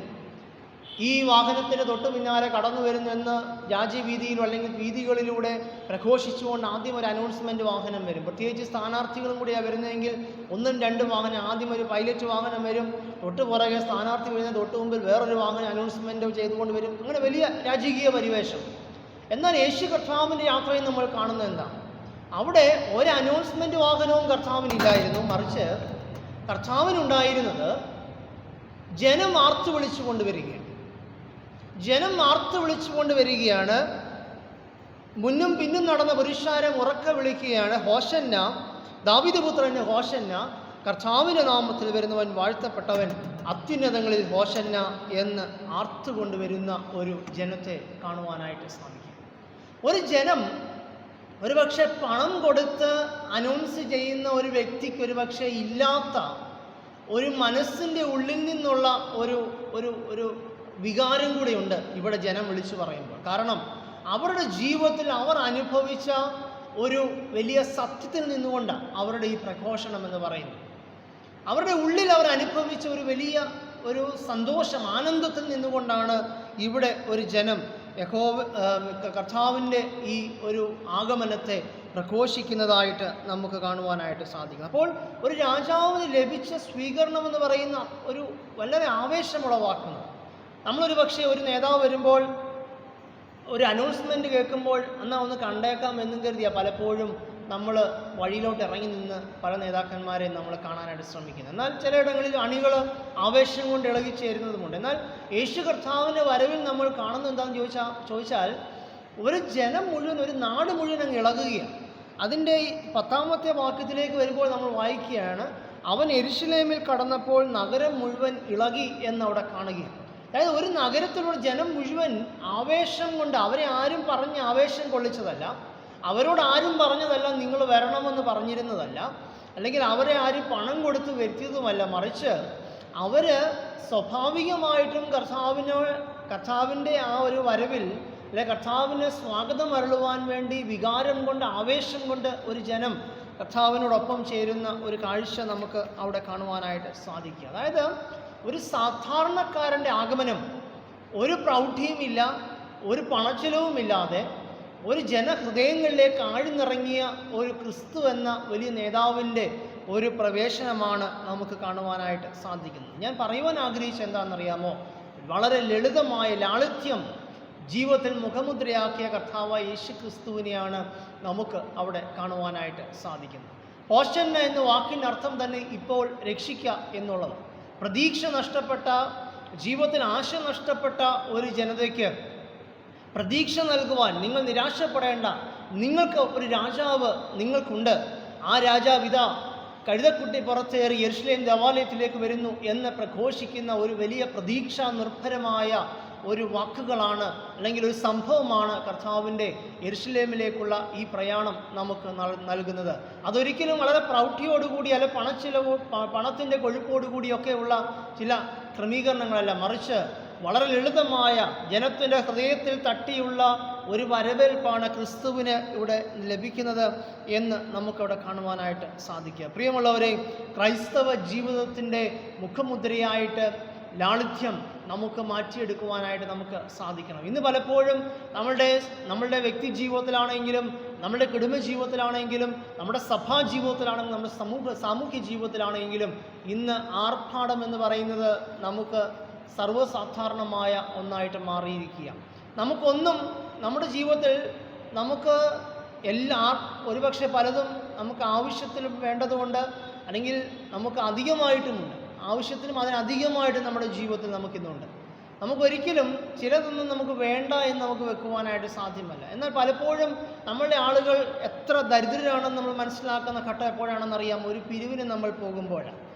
നമ്മൾ ഒരു പിരിവിന് നമ്മൾ ചെല്ലുമ്പോഴാണ് പലപ്പോഴും അയ്യോ എനിക്കില്ല എന്ന് പറയുന്ന സാഹചര്യങ്ങൾ കണ്ടിട്ടുള്ളത്. പക്ഷെ ഒരിക്കൽ പോലും ജീവിതത്തിൻ്റെ ഒരു സന്ദർഭങ്ങളിലും നമ്മൾ അവരുടെ ജീവിതത്തിൽ അത്രത്തോളം ലാളിത്യം നമ്മൾ ഒരിക്കലും കാണുന്നില്ല. ഞാൻ പറയുവാൻ ആഗ്രഹിച്ച പലപ്പോഴും നമ്മുടെ ജീവിതത്തിൽ നമ്മളൊന്നും വേണ്ടെന്ന് വെക്കത്തില്ല. നമ്മൾ എപ്പോഴാണ് വേണ്ടെന്ന് വെക്കുന്നത്? ഒരുപക്ഷെ ദൈവത്തിന് വേണ്ടി നൽകുമ്പോൾ, അല്ലെങ്കിൽ ദൈവസന്നിധിയിലേക്ക് നമ്മൾ ഉദാരമായിട്ട് നൽകേണ്ടവരാണ് എന്ന ചിന്തയിലാണ് നമ്മൾ പലപ്പോഴും മടി കാണിക്കുന്നവർ. അല്ല, അവിടെയാണ് നമ്മുടെ ജീവിതത്തിൽ വളരെ ലാളിത്യം നമ്മൾ കൊണ്ടുവരുവാനായിട്ട് ശ്രമിക്കുന്നത്. പ്രിയമുള്ളവരെ, കർത്താവ് നമ്മുടെ ജീവിതത്തിൽ ഒരു വലിയ മാതൃകയാണ്. ഒരിക്കലും കർത്താവിൻ്റെ ലാളിത്യം എന്ന് പറയുന്നത് കർത്താവിൻ്റെ ജീവിതത്തിൽ ഉടനീളം കാണുവാനായിട്ട് സാധിക്കുന്നത്, കർത്താവിൻ്റെ വസ്ത്രധാരണത്തിലും കാണുവാനായിട്ട് സാധിക്കും, കർത്താവിൻ്റെ ജീവിത രീതികളിലും കാണുവാൻ സാധിക്കുക, കർത്താവ് ഇടപെട്ട വ്യക്തികളിൽ നമുക്ക് കാണുവാനായിട്ട് സാധിക്കും. അപ്പോൾ ജീവിതത്തിൻ്റെ എല്ലാ തലങ്ങളിലും ഈ ലാളിത്യം മുഖമുദ്രയാക്കിയ ഒരു കർത്താവിനെയാണ് നമുക്ക് കാണുവാനായിട്ട് സാധിക്കുന്നത്. അപ്പോൾ ഒരു സാധാരണക്കാരൻ്റെ നേതാവായിട്ട് കർത്താവ് മാറുന്നത് അതുകൊണ്ടാണ്. അല്ലാതെ ഒരിക്കലും വളരെ ആർഭാടത്തോടുകൂടി ജീവിച്ചിട്ട് സാധാരണക്കാരുടെ പ്രവർത്തിക്കാതില്ല, മറിച്ച് സാധാരണക്കാരനായി ജീവിച്ച് സാധാരണക്കാർക്ക് വേണ്ടി ഉള്ള ശബ്ദമായിട്ട് സാധാരണക്കാരനെ നയിക്കുവാൻ വേണ്ടി ഒരു രാജാവായിട്ടുള്ള കർത്താവിൻ്റെ പ്രവേശനമാണ് നമുക്ക് ഇവിടെ കാണുവാനായിട്ട് സാധിക്കുന്നത്. ഞാൻ പറയുവാൻ ആഗ്രഹിക്കുന്നത്, നാം ക്രിസ്ത്യാനികൾ എന്ന് അവകാശപ്പെടുന്നവരാണ്, ക്രിസ്തുവിനെ അനുഗമിക്കുന്നവരെന്ന് അവകാശപ്പെടുന്നവരാണ്. പലപ്പോഴും നമ്മളുടെ ജീവിതത്തിൽ, ഞാൻ പറയുവാൻ ആഗ്രഹിച്ച ഇത്ര മാത്രമേ ഉള്ളൂ, പലപ്പോഴും നമ്മളുടെ ക്രൈസ്തവ ജീവിതത്തിൽ നാം ക്രിസ്തുവിനെ അനുഗമിക്കുന്നവരാണെന്ന് അവകാശപ്പെടുമ്പോഴും ഒരുപക്ഷെ പല രീതിയിലും ആഡംബരം ഇന്ന് നമ്മെ കീഴ്പ്പെടുത്തിയിട്ടുണ്ട്. അതൊരു പക്ഷേ നമ്മുടെ ജീവിതത്തിൽ, നമ്മുടെ ജീവിത ശൈലിയിൽ, നമ്മുടെ പല രീതികളിൽ, നമ്മുടെ തലമുറകളെ ഒരുക്കുന്നതിലൊക്കെ ഈ ആർഭാടം ഇന്ന് നമുക്കൊരു വലിയ അപകടത്തിലേക്കാണ് നമ്മെ നയിക്കുന്നത്. ഒരുപക്ഷെ നമ്മളുടെ ക്രൈസ്തവ ജീവിതത്തിൽ അച്ചടക്കം എന്ന് പറയുന്നത് നമുക്കൊരു മുഖമുദ്രയായിരിക്കും. നമ്മുടെ തലമുറകളെ നമ്മൾ ഒരുക്കിയെടുക്കുന്നതിൽ അച്ചടക്കം പലപ്പോഴും നമ്മുടെ പൂർവ്വ പിതാക്കന്മാർ വളരെ ശ്രദ്ധയോടെ പാലിച്ചിരുന്ന ഒരു കാര്യം. എന്നാൽ ഇന്ന് നമുക്ക് അത്തരത്തിലുള്ള അച്ചടക്കമൊക്കെ നമുക്കിന്ന് നഷ്ടപ്പെട്ടുകൊണ്ടിരിക്കുക. ഒരു തലമുറയെ അത്തരത്തിലുള്ള അച്ചടക്കത്തിൽ, ലളിതമായ ജീവിതശൈലി ക്രമീകരിക്കുന്ന അല്ലെങ്കിൽ സ്വീകരിക്കുന്ന ഒരു അച്ചടക്കം നമുക്കിന്ന് അന്യം നിൽക്കുന്ന ഒരു സാഹചര്യത്തിലൂടെയാണ് ഞാനും നിങ്ങളും കടന്നു പോകുന്നത്. പ്രിയമുള്ളവരെ, നമ്മുടെ ജീവിതത്തിൽ നമ്മുടെ മുമ്പിൽ നിൽക്കുന്ന, അല്ലെങ്കിൽ നമ്മെ മുമ്പിൽ നിന്ന് നയിക്കുന്ന രാജാവെന്ന് പറയുന്ന കർത്താവ് യേശു ക്രിസ്തു. ആ ക്രിസ്തു നമുക്ക് കാണിച്ചു തന്ന ലളിതമായ ഒരു ജീവിതമാണ്. ആ ഒരു ജീവിതത്തെ നമുക്ക് മുറുകെ പിടിക്കുവാനായിട്ട് നമുക്ക് സാധിക്കണം. രണ്ടാമതായിട്ട് എനിക്ക് ഓർമ്മിപ്പിക്കുവാനായിട്ടുള്ളത്, യെരുശലേം ദേവാലയത്തിലേക്ക് കടന്നു വന്ന ഒരു രാജാവിൻ്റെ കാഴ്ചപ്പാടും നയവും വ്യക്തമാക്കുന്ന ഒരു വേദഭാഗം കൂടെയാണ് ഇന്ന് നമ്മൾ വായിച്ച സുവിശേഷ വേദഭാഗം എന്ന് പറയുന്നത്. യെരുശലേം ദേവാലയത്തിലേക്ക് പ്രവേശിച്ച ഒരു രാജാവിൻ്റെ നയവും കാഴ്ചപ്പാടും, പ്രത്യേകിച്ച് ഒരു പൊതു തെരഞ്ഞെടുപ്പ് പ്രഖ്യാപിക്കുമ്പോൾ എല്ലാ പാർട്ടിയും എല്ലാ സ്ഥാനാർത്ഥികളും അവരുടെ ഒരു നയം പ്രഖ്യാപിക്കും. അതിൽ അവരെങ്ങനെയാണ്, ഏത് ശൈലിയാണ് അവരുടെ പ്രവർത്തനത്തിൽ സ്വീകരിക്കുക എന്ന് വളരെ വ്യക്തമായിട്ട് അവിടെ പരാമർശിക്കും. കർത്താവായ യേശു ക്രിസ്തുവും തൻ്റെ ശൈലി വളരെ വ്യക്തമായിട്ട് അന്ന് ദേവാലയത്തിൽ പ്രഖ്യാപിച്ചതായിട്ട് നമുക്കവിടെ കാണുവാനായിട്ട് സാധിക്കും. അതിൻ്റെ 12 മുതൽ 17 വരെയുള്ള വേദഭാഗം നമുക്ക് അവിടെ കാണുവാൻ സാധിക്കുന്നു. കർത്താവ് ദേവാലയത്തിലേക്ക് പ്രവേശിച്ചപ്പോൾ തന്നെ അവിടെ കച്ചവടക്കാരെ കണ്ട് അവരെ മുഴുവൻ പുറത്താക്കുന്നു എന്ന് അവിടെ കാണുന്നു. ചാട്ടവാർ എടുത്തതായിട്ട് മറ്റ് ചില സുവിശേഷ വേദഭാഗങ്ങളിൽ നമുക്ക് വായിക്കുവാനായിട്ട് സാധിക്കുന്നുണ്ട്. മുമ്പ് ഞാൻ പറഞ്ഞതുപോലെ പൊന്മാണിപ്പക്കാരെയും അവരുടെ പണം സൂക്ഷിക്കുന്ന മേക്ഷകളെയും അതുപോലെ തന്നെ പ്രാവുകളെ വിൽക്കുന്നവരെയും മൃഗങ്ങളെ വിൽക്കുന്നവരെയും അർപ്പീഠങ്ങളും എല്ലാം കർത്താവ് അവിടെ നിന്നും മറിച്ചു കളഞ്ഞ് അതിനെ, ആ ദേവാലയത്തെ വിശുദ്ധീകരിക്കുന്ന ഒരു സംഭവം നമുക്ക് അവിടെ കാണുവാനായിട്ട് സാധിക്കും. എന്നിട്ട് കർത്താവ് എന്താ പറഞ്ഞത്? എൻ്റെ പിതാവിൻ്റെ ആലയം പ്രാർത്ഥനാലയം എന്ന് വിളിക്കപ്പെടും. എൻ്റെ പിതാവിൻ്റെ ആലയം എന്ന് പറയുന്നത് അത് പ്രാർത്ഥനാലയം എന്ന് വിളിക്കപ്പെടും എന്ന് പ്രഖ്യാപിക്കുന്ന ഒരു രാജാവിൻ്റെ നയത്തെ ആണ് നമുക്കവിടെ കാണുവാനായിട്ട് സാധിക്കും. മറ്റു തരത്തിൽ പറഞ്ഞാൽ ഇതൊരു നവീകരണം, ഒരു സഭയെ അല്ലെങ്കിൽ ഒരു ആലയത്തെ വിശുദ്ധീകരിക്കുന്ന കർത്താവിൻ്റെ ഒരു നവീകരണ പ്രവർത്തനത്തെയാണ് നമുക്ക് അവിടെ കാണുവാനായിട്ട് സാധിക്കുന്നത്. കാരണം യെശയ്യാ പ്രവാചകന്റെ പുസ്തകം 56-ാം അധ്യായം അതിൻ്റെ 7-ാം വാക്യത്തിൽ നാം ആ ഒരു വേദഭാഗം വായിക്കുമ്പോൾ കാണുന്നുണ്ട്, ദേവാലയം എന്ന് പറയുന്നത് പ്രാർത്ഥനാലയം എന്ന ദർശനമാണ് യെശയ്യാ പ്രവാചകൻ പഴയ നിയമ വേദഭാഗത്തിൽ പങ്കുവെക്കുന്നതായിട്ട് നമുക്ക് കാണുക. അപ്പോൾ ഒരു ജനതയ്ക്ക് യഹോവയായ ദൈവം നൽകിക്കൊടുത്ത ഒരു വലിയ പ്രമാണങ്ങളൊന്നായിരുന്നു ദേവാലയം എന്ന് പറയുന്നത് പ്രാർത്ഥനാലയമാണ്. അത് പ്രാർത്ഥിക്കുവാനുള്ളൊരിടമാണ്. ശലോമോൻ രാജാവ് ദേവാലയം പണി കഴിക്കപ്പെടുമ്പോഴും ശലോമോൻ്റെ മനസ്സിലുണ്ടായിരുന്ന ചിന്തയും അതുതന്നെയാണ്. ദൈവജനം ദൈവസന്നിധിയിൽ വന്നിരുന്ന് പ്രാർത്ഥിക്കുമ്പോൾ ദൈവം പ്രാർത്ഥന കേൾക്കുന്ന ഒരിടമാണ് ദേവാലയം എന്ന ചിന്തയായിരുന്നു ശലോമോനും ഉണ്ടായിരുന്നത് എന്ന് നമുക്ക് മനസ്സിലാക്കുവാനായിട്ട് സാധിക്കും. അപ്പോൾ ദൈവത്തിൻ്റെ ആലയം എന്നത് പ്രാർത്ഥനാലയമായിരിക്കണം. അതുപോലെ തന്നെ 7-ാം ദിവസം എന്ന് പറയുന്നത് ശബത്തായിരിക്കണം. അതും ദൈവത്തിന് വേണ്ടി മാറ്റിവെക്കേണ്ടതാണ്. അങ്ങനെ പ്രധാനപ്പെട്ട രണ്ട് ചിന്തകളാണ് നമുക്ക് തിരുവചനത്തിൽ നമുക്ക് കാണുവാനായിട്ട് സാധിക്കും. ദൈവം നമുക്ക് വിശുദ്ധമായി ആചരിക്കേണ്ട ദൈവം നമുക്ക് നൽകിയ 2 പ്രമാണങ്ങളാണ് ഒന്ന് നമുക്കിവിടെ കാണുവാനായിട്ട് സാധിക്കുന്നത്. ദൈവത്തിൻ്റെ ആലയം ദേവാലയമായിട്ടും അതുപോലെ തന്നെ 7-ാം ദിവസം ശബത്തായിട്ട് അത് ശുദ്ധിയോടുകൂടി ആചരിക്കുവാനുള്ള വലിയ 2 ചിന്തകളാണ് നമുക്ക് നൽകിയിരിക്കുന്നത്. എന്നാൽ പലപ്പോഴും ഇത് നമ്മളുടെ ആത്മീയ ജീവിതത്തിലൊരു ചോദ്യമാണ്. ഈ 2 കാര്യങ്ങളെ നമുക്ക് എത്രത്തോളം അതിൻ്റെതായ പൂർണ്ണതയോടുകൂടി പാലിക്കുവാനായിട്ട് നമുക്ക് സാധിക്കുന്നുണ്ട് എന്നുള്ളത് ഒരു ചോദ്യമാണ്. ദൈവത്തിൻ്റെ ആലയത്തെ വിശുദ്ധിയോടെ കണ്ട് ദൈവം വസിക്കുന്ന ഒരു ആലയമായിട്ട് കണ്ട് ഇത് പ്രാർത്ഥിക്കുവാനുള്ളൊരിടമായി കണ്ട് പ്രാർത്ഥിക്കുവാനായിട്ട് നമുക്ക് സാധിക്കുന്നുണ്ട്. ഈ ദൈവത്തിൻ്റെ ആലയത്തിനുള്ളിലിരുന്ന് എനിക്ക് സൗഖ്യം പ്രാപിക്കുവാനായിട്ട് സാധിക്കുന്നുണ്ട്. അന്ന് യെരുശലേം ദേവാലയത്തിലെ സ്ഥിതി എന്ന് പറയുന്നത് വളരെ സങ്കടകരം. കാരണം ജനം നിന്ന് പ്രാർത്ഥിക്കേണ്ട ഇടത്ത് ജനത്തിന് കയറി നിൽക്കുവാൻ സാധിക്കുന്നില്ല. അവിടെ മുഴുവൻ കച്ചവടക്കാരെ കൊണ്ട് നിറഞ്ഞു നിൽക്കുന്ന ലാഭത്തിൻ്റെ കണ്ണുകളോടുകൂടി ദൈവാലയത്തെ കാണുന്ന ഒരു പറ്റം ഭരണ നേതൃത്വത്തെയാണ് നമുക്കവിടെ കാണുവാനായിട്ട് സാധിക്കുന്നത്. ആ ഒരു ചിന്തകളെയാണ് കർത്താവ് വളരെ ശക്തമായിട്ട് തുടച്ചു നീക്കുകയാണ്. അതിനുശേഷം കർത്താവ് എന്താ ചെയ്യുന്നത്? അവരെ മുഴുവൻ പുറത്താക്കിയതിന് ശേഷം നമ്മൾ അവിടെ കാണുന്നുണ്ട് കുരുടന്മാരും മുടന്തരും മറ്റ് രോഗികളും അവർ കർത്താവിൻ്റെ സന്നിധിയിലേക്ക് വന്ന് സൗഖ്യം പ്രാപിച്ചതായിട്ട് നമ്മൾ അവിടെ കാണുക. അപ്പോൾ ദേവാലയം എന്ന് പറയുന്നത് അതൊരിക്കലും ഒരു കച്ചവടത്തിൻ്റെ കേന്ദ്രമല്ല, മറിച്ച് അത് അനേകർക്ക് വന്ന് സൗഖ്യം പ്രാപിക്കുന്നതിനുള്ള ഒരിടമാണ്. ദൈവാലയം എന്ന് പറയുന്നത് അനേകർക്ക് സൗഖ്യം പ്രാപിക്കുന്നതിനുള്ള ഒരു ഇടമാണ് എന്ന് നാം മനസ്സിലാക്കേണ്ടിയിരിക്കുന്നു. അപ്പോൾ ക്രിസ്തു അവർക്ക് സൗഖ്യം നൽകി. ആലയം സൗഖ്യത്തിൻ്റെ ഒരിടമാണെന്ന് ഉള്ള ബോധ്യം അവരുടെ ജീവിതത്തിൽ നൽകുന്നതായിട്ട് നമുക്ക് കാണുവാനായിട്ട് സാധിക്കും.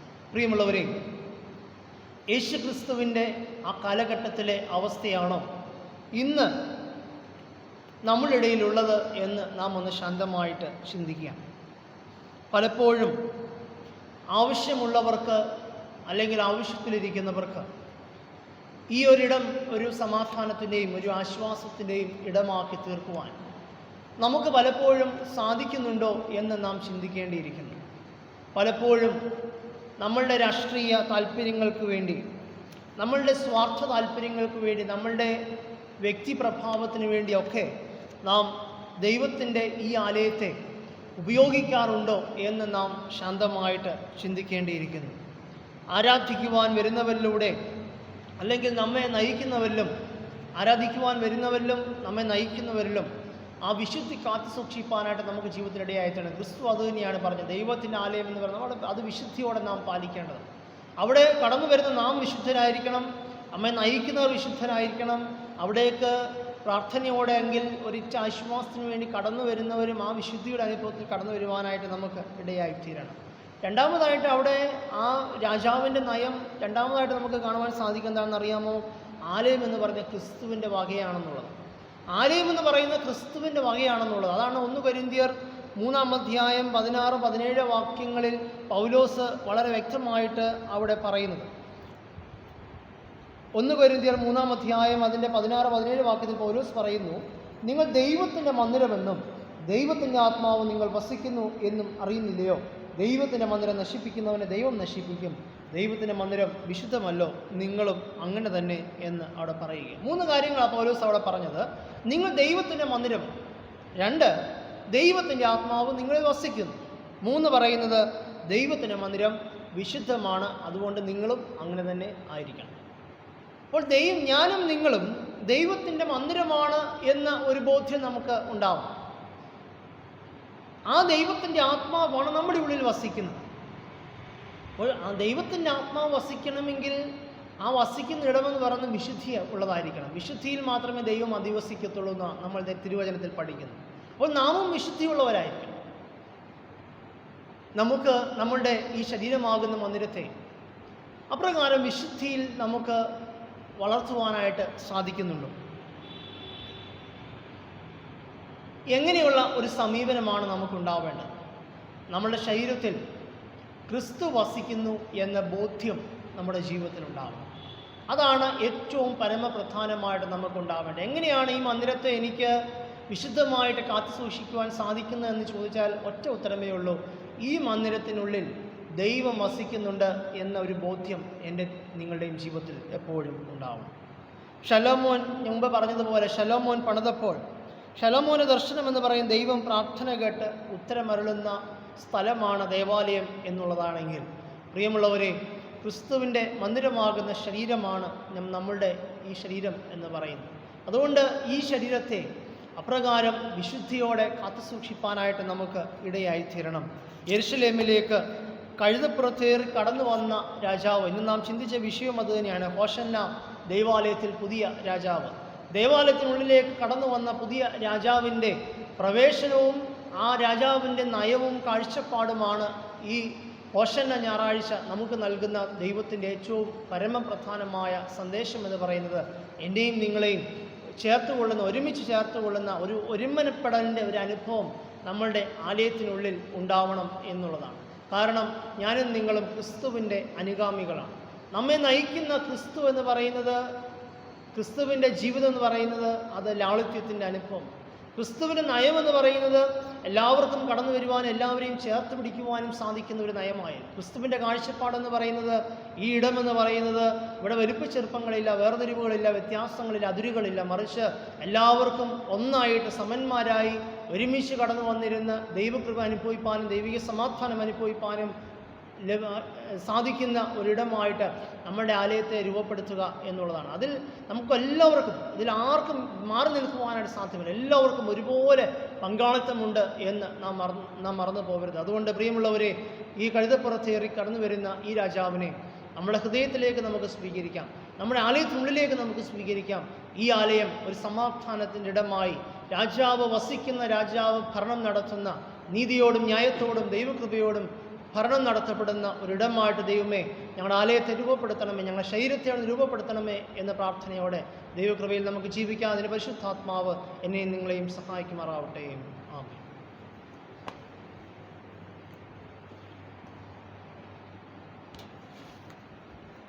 നാം കേട്ടതായിട്ടുള്ള വചനത്തെ ഹൃദയത്തിൽ സ്വീകരിച്ചുകൊണ്ട് നമുക്കെല്ലാവർക്കും എഴുന്നേറ്റ് നിന്ന് നിഖ്യാവിശ്വാസ പ്രമാണം ചേർന്ന് ചൊല്ലാം. നിഖ്യാവിശ്വാസ പ്രമാണം. സർവശക്തിയുള്ള പിതാവായി ആകാശത്തെയും ഭൂമിയെയും കാണപ്പെടുന്നതെയും കാണപ്പെടാത്തതുമായുള്ള സകലത്തെയും സൃഷ്ടിച്ചവനായ ദൈവത്തിൽ ഞാൻ വിശ്വസിക്കുന്നു. ദൈവത്തിൻ്റെ ഏകജാതനായ പുത്രനായ കർത്താവായ യേശുക്രിസ്തുവിൽ ഞാൻ വിശ്വസിക്കുന്നു. അവൻ സർവ്വലോകങ്ങൾക്കും അതിൻ്റെ പിതാവിൽ നിന്ന് ജനിക്കപ്പെട്ടവൻ, ദൈവത്തിൽ നിന്ന് ദൈവം, പ്രകാശത്തിൽ നിന്ന് പ്രകാശം, സത്യദൈവത്തിൽ നിന്ന് സത്യദൈവം, ജനിക്കപ്പെട്ടവനുണ്ടാകപ്പെട്ടവനല്ല, പിതാവിനോട് ഏകത്വമുള്ളവൻ, അവനാൽ സകലവുമുണ്ടായി. മനുഷ്യരായ നമുക്കും നമ്മുടെ രക്ഷയ്ക്കും വേണ്ടി സ്വർഗത്തിൽ നിന്നിറങ്ങി പരിശുദ്ധാത്മാവിനാൽ കനിമറിച്ച് മനുഷ്യനായി തീർന്നു. പന്തിയോസ് പിലാത്തോസിൽ നമുക്ക് വേണ്ടി ക്രൂശിക്കപ്പെട്ടു. അവൻ കഷ്ടപ്പെട്ടു, അടക്കപ്പെട്ടു. തിരുവചന പ്രകാരം മൂന്നാം ദിവസം ഉയർത്തെഴുന്നേറ്റ് സ്വർഗത്തിലേക്ക് കയറി പിതാവിൻ്റെ വലത്തുഭാഗത്തിരിക്കുന്നു. അവൻ ചെയ്യുന്നവരെയും മരിച്ചവരെയും ന്യായനിപ്പാൻ മതത്തോടെ വീണ്ടും വരും. അവൻ്റെ രാജ്യത്തിന് അവസാനം ഉണ്ടാവുകയില്ല. പിതാവ് ജീവിപ്പിക്കുന്നവനും പിതാവിൽ നിന്നും പുത്രനിൽ നിന്നും പുറപ്പെടുന്നവനും പിതാവിനോടും പുത്രനോടും വന്ദിക്കപ്പെട്ട് മഹത്വപ്പെടുന്നവനും പ്രവാചകനെ കൊണ്ട് പറയിച്ചതുമായ പരിശുദ്ധാത്മാവിൽ ഞാൻ വിശ്വസിക്കുന്നു. കാതോലിക അപ്പോസ്തലികമായ സഭയിൽ ഞാൻ വിശ്വസിക്കുന്നു. പാപമോചനത്തിലുള്ള ബപ്തിസ്മം അനുസരിക്കുന്നു. മരിച്ചവരുടെ പുനരുത്ഥാനത്തിലും വരുവാനുള്ള ലോകത്തിലെ ജീവനും ഞാൻ കാത്തിരിക്കുന്നു. ആമീൻ. എല്ലാവർക്കും ഇരിക്കും. 2-3 പേർ ദൈവസന്നിധിയിലേക്ക് കടന്നു വരുമ്പോൾ അവരുടെ പ്രാർത്ഥനകളുടെ മേലും അവരുടെ യാചനകളുടെ മേലും മറുപടി നൽകാമെന്ന് വാഗ്ദത്തം ചെയ്ത കർത്താവിൻ്റെ സന്നിധിയിലാകുന്നു നാം ആയിരിക്കുന്നത്. അതുകൊണ്ട് നമുക്ക് നമ്മെ തന്നെ ദൈവത്തിൻ്റെ സന്നിധിയിൽ പൂർണ്ണമായി വിനയപ്പെടുത്തിക്കൊണ്ട്, പൂർണ്ണമായി സമർപ്പിച്ചുകൊണ്ട് നമുക്ക് പ്രാർത്ഥിക്കാം. പുതിയൊരു ദിവസം കൂടെ കാണുവാൻ സർവശക്തനായ ദൈവം നമ്മെ ഇടയാക്കിയതിനായി സ്തോത്രം ചെയ്യാം. ഈ പുതിയ ദിവസത്തിൽ ദൈവത്തിൻ്റെ ധാരാളമായ കൃപയും സാന്നിധ്യവും കരുതലും അനുഭവിപ്പാൻ കർത്താവെ സഹായിക്കണമെന്ന് പ്രാർത്ഥിക്കാം. കഴിഞ്ഞൊരാഴ്ചക്കാലം ദൈവം നമ്മെ അതിശയകരമായി നടത്തിയതിനായി നമുക്ക് ദൈവത്തിന് സ്തോത്രം ചെയ്യാം. മഹാമാരിയുടെ അനുഭവങ്ങളിൽ ജീവിത പ്രതിസന്ധികളുടെയും പ്രശ്നങ്ങളുടെയും പ്രതികൂലങ്ങളുടെയും ഒക്കെ നടുവിൽ ദൈവം നമ്മെ അതിശയകരമായി നടത്തിയതിനായി ദൈവത്തിന് സ്തോത്രം ചെയ്യാം. നാം അനുഭവിച്ച ചെറുതും വലുതുമായ എല്ലാ നന്മകളെയും അനുഗ്രഹങ്ങളെയും ഓർത്ത് നമുക്ക് ദൈവത്തിന് സ്തോത്രം ചെയ്യാം. പ്രത്യേകിച്ച് നാം നമ്മുടെ ഭവനങ്ങളിലൊക്കെ ആയിരുന്നപ്പോൾ ദൈവത്തിൻ്റെ കൃപ ധാരാളം അനുഭവിപ്പാനായിട്ട് ഇടയാക്കി. പ്രത്യേകിച്ച് വാർദ്ധക്യത്തിൻ്റെ ക്ഷീണതകളൊക്കെ അനുഭവിക്കുന്ന നമ്മുടെ ഇടവകങ്ങളുണ്ട്.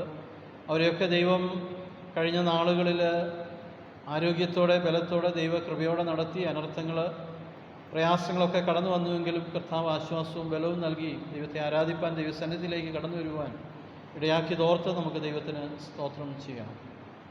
അനേകർ രോഗത്തിൻ്റെ അവസ്ഥയിലൂടെ കടന്നു പോകുന്നുണ്ട്. ചികിത്സിപ്പാൻ പണമില്ലാതെയും ശുശ്രൂഷിപ്പാൻ ആരുമില്ലാതെയും വാർദ്ധക്യത്തിൻ്റെ ക്ഷീണതകളിലും മറ്റ് രോഗാവസ്ഥകളിലുമൊക്കെ ഭവനങ്ങളിൽ ആശുപത്രികളിലൊക്കെ കഴിയുന്നതായ നമ്മുടെ പ്രിയപ്പെട്ടവരുണ്ട്. അവരെല്ലാം പേരായി ദൈവകരങ്ങളിൽ നമുക്ക് സമർപ്പിക്കാം. സമാധാനമില്ലാതെ ഭാരപ്പെടുന്ന ഭവനങ്ങളെ ഓർക്കാം. കുഞ്ഞുങ്ങളെക്കുറിച്ച് ഓർത്ത് ഭാരപ്പെടുന്ന മാതാപിതാക്കളെ ദൈവസന്നിധിയിൽ സമർപ്പിക്കാം. മദ്യപാനത്തിന് പ്രയാസത്താൽ ഭാരപ്പെടുന്ന ഭവനങ്ങളെ ഓർക്കാം. കടഭാരങ്ങളിലൂടെ കടന്നു പോകുന്നവരെ ഓർക്കാം. ജോലി നഷ്ടപ്പെട്ട പ്രിയപ്പെട്ടവരെ ഓർക്കാം. ജോലി സ്ഥലങ്ങളിൽ പ്രയാസം അനുഭവിക്കുന്ന അനേക പ്രിയപ്പെട്ടവരുണ്ട്. വിദൂരതയിലായിരിക്കുന്ന നമ്മുടെ മക്കളും കൊച്ചുമക്കളും പ്രിയപ്പെട്ടവരും സഹോദരങ്ങളും ഒക്കെ വിദൂരതയിലായിരിക്കുന്നു. കഴിഞ്ഞാൽ 1-2 വർഷക്കാലമായി നാട്ടിലേക്കൊന്നും കടന്നു വരുവാൻ കഴിയാതെ ഭാരപ്പെടുന്ന അനേക പ്രിയപ്പെട്ടവരുണ്ട്. അവരെല്ലാം ദൈവത്തിൻ്റെ കരങ്ങളിൽ സമർപ്പിച്ച് പ്രാർത്ഥിക്കാം. പ്രത്യേകിച്ച് ജോലി ചെയ്യുന്ന ഇടങ്ങളിലൊക്കെ ദീർഘനാളുകളായി ശമ്പളം ലഭിക്കാതെ ഭാരപ്പെടുന്ന അനേക പ്രിയപ്പെട്ടവർ നമുക്കുണ്ട്. അവരെ ദൈവസന്നിധിയിൽ ഓർത്ത് പ്രാർത്ഥിക്കാം. പലവിധമായ ജീവിതത്തിൻ്റെ പ്രതിസന്ധികളിലൂടെ കടന്നു പോകുന്നവരെ ഓർത്തുകൊണ്ട് നമുക്ക് പ്രാർത്ഥിക്കാം. മറ്റുള്ളവരോട് തുറന്നു പറയുവാൻ കഴിയാത്ത ഹൃദയത്തിൻ്റെ ഭാരങ്ങളുമായി കഴിയുന്ന പ്രിയപ്പെട്ടവരുണ്ട്. കുഞ്ഞുങ്ങളില്ലാതെ ഭാരപ്പെടുന്ന പ്രിയപ്പെട്ടവരെ ഓർക്കാം. കുഞ്ഞുങ്ങളെക്കുറിച്ച് ഓർത്ത് ഭാരപ്പെടുന്ന പ്രിയപ്പെട്ടവരെ ഓർക്കാം. മാതാപിതാക്കളെക്കുറിച്ച് ഓർത്ത് ഭാരപ്പെടുന്ന കുഞ്ഞുങ്ങളെ ദൈവകരങ്ങളിൽ സമർപ്പിച്ച് നമുക്ക് പ്രാർത്ഥിക്കാം. അനാഥരായി വിധവമാർ, പീഡ അനുഭവിക്കുന്നവർ, പല പ്രതികൂല സാഹചര്യങ്ങളിലൂടെ കടന്നു പോകുന്ന എല്ലാവരെയും ദൈവസന്നിധിയിൽ നമുക്ക് സമർപ്പിച്ച് പ്രാർത്ഥിക്കാം. പ്രത്യേകിച്ച് എല്ലാ മിഷണറിമാരെയും ദൈവസന്നിധിയിൽ നമുക്ക് സമർപ്പിച്ച് പ്രാർത്ഥിക്കാം. ഈ നാളുകളിലൊക്കെ പത്രമാധ്യമങ്ങളിലൂടെ ഒക്കെ നാം കാണുന്ന സുവിശേഷത്തിനെതിരായിട്ടുള്ള പ്രതികൂല സാഹചര്യങ്ങളെ എല്ലാം ദൈവസന്നിധിയിൽ നമുക്ക് സമർപ്പിച്ചുകൊണ്ട് പ്രാർത്ഥിക്കാം. ഞങ്ങളുടെ മിഷണറിമാരൊക്കെ ആയിരിക്കുന്ന ഇടങ്ങളിൽ ദൈവകൃപയിൽ അവരെയൊക്കെ സൂക്ഷിച്ചു കൊള്ളണമേ, പരിപാലിച്ചു കൊള്ളണമേ എന്ന് നമുക്ക് പ്രാർത്ഥിക്കാം. മഹായുടെ ഓർക്കാം, തിരുമേനി ഓർക്കാം, പട്ടക്കാരെ ഓർക്കാം, ശുശ്രൂഷകരെ ഓർക്കാം, മിഷണറിമാരെ ഓർക്കാം, മിഷൻ പ്രവർത്തകരെ ഓർത്ത് പ്രാർത്ഥിക്കാം. സിസ്റ്റേഴ്സിനെ ദൈവകരങ്ങളിൽ സമർപ്പിക്കാം. നമ്മുടെ ഇടവകയിൽ നിന്ന് സുവിശേഷ വേലയ്ക്കായി ഇറങ്ങിത്തിരിച്ചിട്ടുള്ള എല്ലാ പ്രിയപ്പെട്ടവരെയും ദൈവസന്നിധിയിൽ ഓർത്തുകൊണ്ട് പ്രാർത്ഥിക്കാം. ഇടവകയെ ദൈവകരങ്ങളിൽ സമർപ്പിക്കാം. എല്ലാ ഭവനങ്ങളെയും ദൈവകരങ്ങളിൽ സമർപ്പിക്കാം. ഓരോ വ്യക്തികളെയും ദൈവകരങ്ങളിൽ നമുക്ക് സമർപ്പിച്ചുകൊണ്ട് പ്രാർത്ഥിക്കാം. ദൈവത്തിൻ്റെ ധാരാളമായിട്ടുള്ള കൃപയിലും കരുണയിലും കരുതലിലും എല്ലാം അവരെ സൂക്ഷിക്കണമേ എന്ന് നമുക്ക് പ്രാർത്ഥിക്കാം. വിശുദ്ധ ആലയത്തിലായിരിക്കുന്ന പ്രിയപ്പെട്ടവരെ ദൈവകരങ്ങളിൽ സമർപ്പിക്കാം. ദീർഘനാളുകൾ രോഗത്തിൻ്റേതായ അവസ്ഥകളിൽ ഭവനങ്ങളിൽ കഴിഞ്ഞതായിട്ടുള്ള പ്രിയപ്പെട്ടവരുണ്ട്. ഇന്ന് ദൈവസന്നിധിയിലേക്ക് കടന്നു വന്ന് ആശ്വാസവും ബലവും സൗഖ്യവും ഒക്കെ പ്രാപിച്ചുകൊണ്ട് ദൈവത്തിന് നന്ദി കരയേറ്റുവാൻ തിരുസന്നിധിയിലേക്ക് കടന്നു വരുവാൻ പ്രിയപ്പെട്ടവർ ഇടയാക്കിയതോർത്ത് നമുക്ക് ദൈവത്തിന് സ്തോത്രം ചെയ്തുകൊണ്ട് പ്രാർത്ഥിക്കാം. വിശുദ്ധ മേശയുടെ അനുഭവത്തിലേക്ക് പ്രവേശിപ്പാൻ നാം ഒരുങ്ങുമ്പോൾ നമ്മെ തന്നെ ദൈവത്തിൻ്റെ കരങ്ങളിൽ വിനയപ്പെടുത്താം. ദൈവ വചനത്തിൽ നാം കേട്ടതുപോലെ യെരുശലേമിലേക്ക് കടന്നു വന്നവനായിട്ടുള്ള കർത്താവിനെ ഒരു രാജാവായി സ്വീകരിച്ചതായിട്ടുള്ള ജനത്തെപ്പോലെ കർത്താവെ അവിടുന്ന് ആകുന്നു ഞങ്ങളുടെ രാജാവ്, ഞങ്ങളുടെ ജീവിതത്തിൻ്റെ നായകനും നടത്തിപ്പുകാരനും അവിടുന്ന് ആകുന്നു. അങ്ങിൽ കണ്ടതായിട്ടുള്ള കർത്താവെ സവിശേഷതകൾ ഞങ്ങളുടെ ജീവിതത്തിലും പകർത്തുവാൻ ഇടയാക്കണമേ എന്ന് ദൈവസന്നിധിയിൽ നമുക്ക് പ്രാർത്ഥിക്കാം. അങ്ങയുടെ ആലയത്തെ കർത്താവെ അത് വിശുദ്ധിയുടെ ഇടമായി തന്നെ സൂക്ഷിപ്പാൻ ഞങ്ങളെയും സഹായിക്കണമേ എന്ന് ദൈവസന്നിധിയിൽ നമുക്ക് പ്രാർത്ഥിക്കാം. ഈ നാളുകളിൽ സഭയുടെ വിവിധമായ ശുശ്രൂഷകൾ നേതൃത്വം നൽകുന്നവരെല്ലാം ദൈവസന്നിധിയിൽ ഓർക്കാം. ചർച്ച കമ്മിറ്റി ഓർക്കാം. ഇവിടെ ശുശ്രൂഷകരായി പ്രവർത്തിക്കുന്ന കുഞ്ഞുമൻശാനെയും മോഹൻശാനെയും ദൈവകരങ്ങളിൽ സമർപ്പിക്കാം. അവിടെ ശുശ്രൂഷകളെ മാനിക്കുകയും അനുഗ്രഹിക്കുകയും ചെയ്യണമെന്ന് പ്രാർത്ഥിക്കാം. സബിയച്ചനായി കൊച്ചുമയ്ക്കായും സ്തോത്രം ചെയ്യാം. അവരുടെ ശുശ്രൂഷകളെ മാനിക്കുകയും അനുഗ്രഹിക്കുകയും ചെയ്യണമേ എന്ന് നമുക്ക് പ്രാർത്ഥിക്കാം. ദൈവകൃപയിൽ നമുക്ക് നമ്മെ തന്നെ സമർപ്പിക്കാം. നമ്മുടെ ജീവിതത്തിൻ്റെ ആവശ്യങ്ങളെ ദൈവത്തിൻ്റെ കരങ്ങളിൽ സമർപ്പിച്ചുകൊണ്ട് ഒരു നിമിഷം ശാന്തമായി നമ്മെ തന്നെ ദൈവത്തിൻ്റെ കരങ്ങളിൽ സമർപ്പിച്ചുകൊണ്ട് ശാന്തമായ ഒരു നിമിഷം നമുക്ക് പ്രാർത്ഥിക്കാം.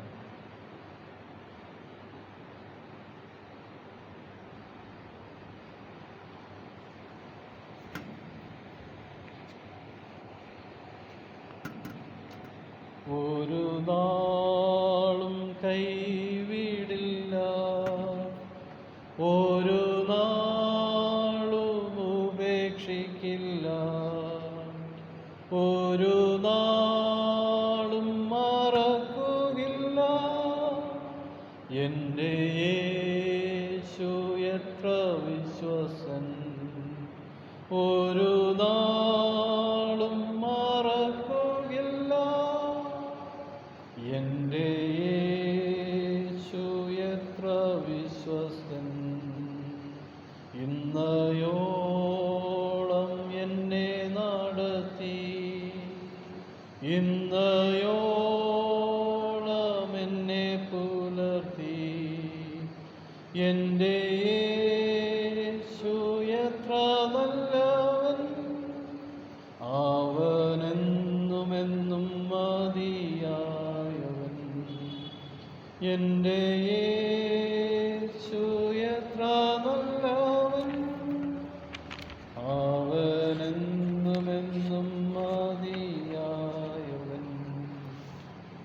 സകല ജ്ഞാനത്തിൻ്റെയും ഉറവയാകുന്ന ദൈവമേ, ഞങ്ങൾ ചോദിക്കുന്നതിന് മുമ്പ് തന്നെ ഞങ്ങളുടെ ആവശ്യങ്ങൾ അങ്ങ് ഗ്രഹിച്ചിരിക്കുന്നു. ചോദിക്കുന്നുള്ള ഞങ്ങളുടെ അജ്ഞതയും അങ്ങ് അറിയുന്നു. ഞങ്ങളുടെ അയോഗ്യത മൂലം പല കാര്യങ്ങളും അങ്ങയോട് ചോദിപ്പാൻ ഞങ്ങൾ തുനിയുന്നില്ല. ഞങ്ങളുടെ അന്ധത മൂലം പല ആവശ്യങ്ങളും തിരുമുമ്പാകെ സമർപ്പിപ്പാൻ കഴിയുന്നതുമില്ല. എന്നാൽ ഞങ്ങളുടെ ബലഹീനതകളിൽ മനസ്സലിവുണ്ടായി ഞങ്ങൾക്ക് ആവശ്യമുള്ളതെല്ലാം ഞങ്ങളുടെ കർത്താവായ യേശു ക്രിസ്തുവിൻ്റെ യോഗ്യത മൂലം ഞങ്ങൾക്ക് തരുവാൻ ഇഷ്ടമുണ്ടാകണമെന്ന് ഞങ്ങൾ അങ്ങയോട് അപേക്ഷിക്കുന്നു. ആമേൻ. നമ്മുടെ കർത്താവായ യേശു ക്രിസ്തുവിൻ്റെ കൃപയും പിതാവായ ദൈവത്തിൻ്റെ സ്നേഹവും പരിശുദ്ധാത്മാവിൻ്റെ കൂട്ടായ്മയും നമ്മളെല്ലാവരും കൂടെ ഇന്ന് എന്നേക്കും കാലാവസാനം കൂടാതിരിക്കുമാറാകട്ടെ. ആമേൻ.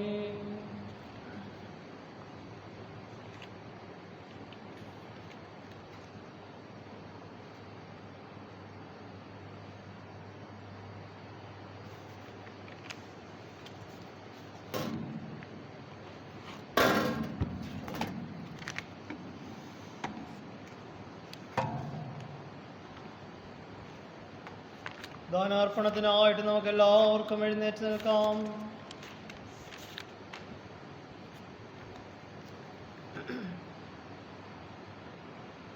ഇതാ സഹോദരങ്ങൾ ഒത്തൊരുമിച്ച് വസിക്കുന്നത് എത്ര ശുഭവും എത്ര മനോഹരവുമാകുന്നു. അപ്പോൾ നാം കൊണ്ട് പലരായി നാം ഒരു ശരീരമാകുന്നു. നാം എല്ലാവരും ആ ഒരേ അപ്പത്തിൽ അംശികൾ ആകുന്നുവല്ലോ. ഞാൻ അവന്റെ കൂടാരത്തിൽ ജയഘോഷങ്ങളെ അർപ്പിക്കും.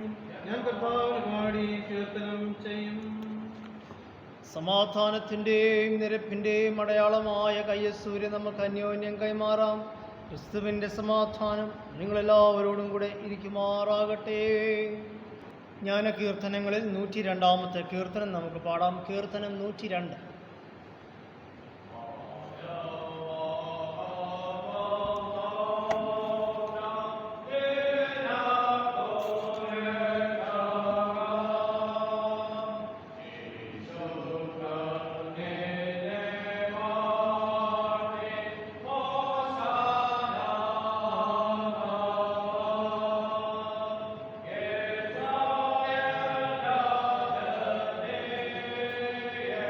Yeah.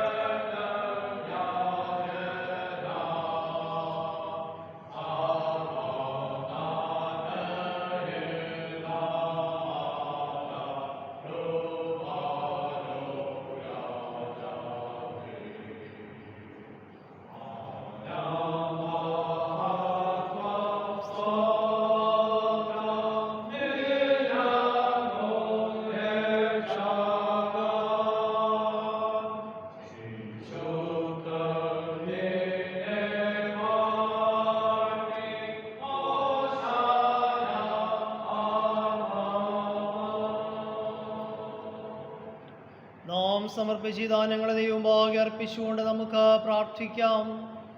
നിന്റെ പ്രിയപുത്രന്റെ രക്തത്താൽ നിന്റെ കൃപാസനത്തിലേക്കുള്ള പുതുവഴിയെ പ്രതിഷ്ഠിച്ചിരിക്കുന്ന പരിശുദ്ധ പിതാവേ, അവൻ മുഖാന്തരം അയോഗ്യരായി ഞങ്ങൾ നിങ്കിലേക്ക് അടുത്തു വരുന്നു. സ്വർഗത്തിലും ഭൂമിയിലും ഉള്ളതെല്ലാം നിനക്കുള്ളതല്ലോ. നിന്റെ കയ്യിൽ നിന്ന് വാങ്ങി ഞങ്ങൾ നിനക്ക് തരുന്നതേയുള്ളൂ. ഞങ്ങളെയും ഞങ്ങളുടെ ദാനങ്ങളെയും നീ കൈക്കൊണ്ട് നിന്റെ മഹത്വത്തിനായി ഉപയോഗിക്കണമെന്ന് താഴ്മയോടെ ഞങ്ങൾ നിന്നോട് അപേക്ഷിക്കുന്നു. നമുക്ക് മുട്ടുകളെ മടക്കി താഴെയുള്ള പ്രാർത്ഥന ചേർന്ന് ചൊല്ലാം. യേശുവേ, ശ്രേഷ്ഠ മഹാപുരോഹിതനായുള്ളവേ, നിൻ ശിഷ്യന്മാരുടെ നടുവിൽ നീ സന്നിഹിതനായിരുന്ന പോലെ ഞങ്ങളുടെ മധ്യത്തിലും വന്ന അപ്പം നുറുക്കുന്നതിൽ നിന്നെ തന്നെ ഞങ്ങൾക്ക് വെളിപ്പെടുത്തി തരണമെന്ന് പിതാവിനോടും പരിശുദ്ധാത്മാവിനോടും കൂടെ ഏകമായ കാലാവസാനം കൂടാതെ ജീവിച്ചു വാഴുന്ന നിന്നോട് ഞങ്ങൾ അപേക്ഷിക്കുന്നു. കർത്താവ് നിങ്ങളോടുകൂടെ ഇരിക്കട്ടെ. നിങ്ങളുടെ ഹൃദയങ്ങളെ ഉയർത്തുവീൻ. നമ്മുടെ ദൈവമായ കർത്താവിന് നമുക്ക് സ്തോത്രം ചെയ്യാം. പരിശുദ്ധ കർത്താവേ, സർവശക്തനായ പിതാവേ, നിത്യദൈവമേ, ഞങ്ങളെല്ലാ കാലങ്ങളിലും എല്ലാ സ്ഥലങ്ങളിലും നിനക്ക് സ്തോത്രം ചെയ്യുന്നത് ഞങ്ങളേറ്റവും യുക്തവും ന്യായവും ഞങ്ങൾ ചെയ്യേണ്ടുന്ന മുറയുമാകുന്നു. ഞങ്ങളുടെ കർത്താവായ യേശുക്രിസ്തു മൂലം തന്നെ അവൻ നിന്റെ കൃപയാൽ തിരുവെഴുത്തുകളിൽ തന്നെ കുറിച്ചുള്ള സകല പ്രവചനങ്ങളും ബേത്ലഹേമിലെ ജനനം മുതൽ യെരുശലേമിലേക്കുള്ള പ്രവേശനം വരെയും നിവർത്തിച്ചു. ഒരു തോലയും ഓശാനയുമായി അവനെ എതിരേറ്റ എല്ലാവരോടും ചേർന്ന് ഞങ്ങളും ഇപ്പോൾ അവനെ വാഴ്ത്തുന്നു. അതുകൊണ്ട് ദേവതന്മാരോടും പ്രധാന ദേവതന്മാരോടും സ്വർഗത്തിലെ സകല സംഘത്തോടും കൂടെ ഞങ്ങളെപ്പോഴും നിന്നെ സ്തുതിച്ചും സൈന്യങ്ങളുടെ ദൈവമായ കർത്താവ് പരിശുദ്ധൻ പരിശുദ്ധൻ പരിശുദ്ധൻ, ആകാശം ഭൂമി നിന്റെ മഹത്വം കൊണ്ട് നിറഞ്ഞിരിക്കുന്നു.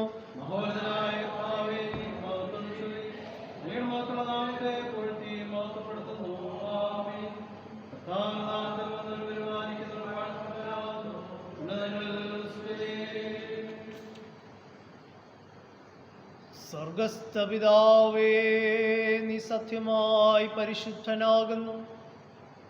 നീ സത്യമായി വാഴ്ത്തപ്പെട്ടവനാകുന്നു. മനുഷ്യവർഗത്തോടുള്ള നിന്റെ ആർദ്ര സ്നേഹം കൊണ്ട് നിന്റെ ഏകപുത്രനായ യേശുക്രിസ്തുവിനെ ഞങ്ങളുടെ മനുഷ്യ സ്വഭാവം എടുക്കുവാനും ഞങ്ങളുടെ വീണ്ടെടുപ്പിനായി കുരിശിന്മേൽ മരണം അനുഭവിക്കുവാനും തന്നുവല്ലോ. അവനൊരിക്കലായി തന്നെ ഏക വഴിപാടായി അർപ്പിച്ചതിനാൽ സർവലോകത്തിൻ്റെയും പാപങ്ങൾക്കായിട്ട് തികവായി പൂർണ്ണമായി മതിയാകുന്ന യാഗവും വഴിപാടും പ്രതിശാന്തിയും തികയ്ക്കുകയും താൻ വീണ്ടും വരുവോളം തൻ്റെ വിലയേറിയ മരണത്തെക്കുറിച്ച് ഇടപെടാതുള്ള ഓർമ്മയെ നിയമിക്കുകയും അതിനെപ്പോഴും ആചരിക്കണമെന്ന് തൻ്റെ വിശുദ്ധ സുവിശേഷത്തിൽ ഞങ്ങളോട് കൽപ്പിക്കുകയും ചെയ്തുവല്ലോ. അവൻ താൻ ഒറ്റിക്കൊടുക്കപ്പെട്ട രാത്രിയിൽ തന്നെ അപ്പം എടുത്തു, സ്തോത്രം ചൊല്ലി അതിനെ നുറുക്കി തൻ്റെ ശിഷ്യന്മാർക്ക് കൊടുത്തു പറഞ്ഞു, വാങ്ങി ഭക്ഷിപ്പീൻ, ഇത് നിങ്ങൾക്ക് വേണ്ടി നൽകപ്പെടുന്ന എൻ്റെ ശരീരമാകുന്നു. എൻ്റെ ഓർമ്മയ്ക്കായി ഇത് ചെയ്യുവീൻ. അത്താഴം കഴിഞ്ഞതിൻ്റെ ശേഷം അപ്രകാരം തന്നെ അവൻ പാനപാത്രമെടുത്തു, സ്തോത്രം ചൊല്ലി അവർക്ക് കൊടുത്തു പറഞ്ഞു, നിങ്ങളെല്ലാവരും ഇതിൽ നിന്ന് കുടിപ്പീൻ. എന്തെന്നാൽ ഇത് നിങ്ങൾക്ക് വേണ്ടിയും അനേകർക്ക് വേണ്ടിയും പാപമോചനത്തിനായിട്ട് ചൊരിയപ്പെടുന്ന പുതിയ നിയമത്തിലുള്ള എൻ്റെ രക്തമാകുന്നു. നിങ്ങളത് കുടിക്കുമ്പോഴൊക്കെയും എൻ്റെ ഓർമ്മയ്ക്കായി ചെയ്യുവീൻ. ആമേൻ. കർത്താവേ, അങ്ങയുടെ മരണത്തെ ഞങ്ങൾ കൊണ്ടാടുന്നു. ഉയർപ്പിനെ ഞങ്ങൾ ഏറ്റുപറയുന്നു. കരുണാകരനെ ഞങ്ങൾ കാത്തിരിക്കുന്നു. ശ്രേയസ് മാത്രമുണ്ടാകട്ടെ. അതുകൊണ്ട് പിതാവേ, ഞങ്ങളുടെ കർത്താവായ നിന്റെ പുത്രന്റെ വിലയേറിയ മരണവും കഷ്ടപ്പാടും അവന്റെ മഹത്വമുള്ള പുനരുത്ഥാനവും സ്വർഗാരോഹണവും ഓർത്തുകൊണ്ടും അവന് നീ ഞങ്ങൾക്കായി സമ്പാദിച്ച പൂർണ്ണ വീണ്ടെടുപ്പിനായി ഞങ്ങൾ നിനക്ക് സ്തോത്രം ചെയ്തുകൊണ്ടും അവൻ കൽപ്പിച്ച പ്രകാരം അവൻ വരുവോളം അവൻ്റെ ഓർമ്മയ്ക്കായി നിന്റെ ദാസരായി ഞങ്ങളിത് ചെയ്യുന്നു. കർത്താവായ ദൈവമേ, ഞങ്ങൾ സ്തോത്രം ചെയ്യുന്നു. ഞങ്ങൾ നിന്നെ സ്തുതിക്കുന്നു. ഞങ്ങൾ നിന്നെ മഹിമപ്പെടുത്തുന്നു. കരുണയുള്ള പിതാവേ, ഞങ്ങളെയും നിന്റെ ഈ ദാനങ്ങളായ അപ്പത്തെയും വീഞ്ഞിനെയും നിന്റെ പരിശുദ്ധാത്മാവിനാൽ ശുദ്ധീകരിച്ച്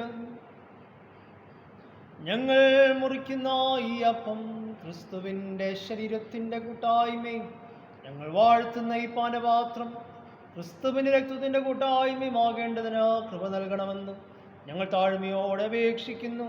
അങ്ങനെ അവനിൽ യോജിപ്പിക്കപ്പെട്ട് ഞങ്ങളെല്ലാവരും വിശ്വാസത്തിൻ്റെ ഐക്യം പ്രാപിച്ച് ഞങ്ങളുടെ കർത്താവാകുന്ന മശിഹ എന്ന തലയാവുന്ന അവങ്കിലേക്ക് സകലത്തിലും വളരേണ്ടതിന് കൃപ നൽകണമേ. അവൻ മൂലമായും അവനോടുകൂടെയും പരിശുദ്ധാത്മാവിൻ്റെ ഐക്യത്തിൽ സർവശക്തനായ പിതാവേ, നിനക്ക് സകല ബഹുമാനവും മഹത്വവും കാലാവസാനം കൂടാതെ ഉണ്ടായിരിക്കട്ടെ.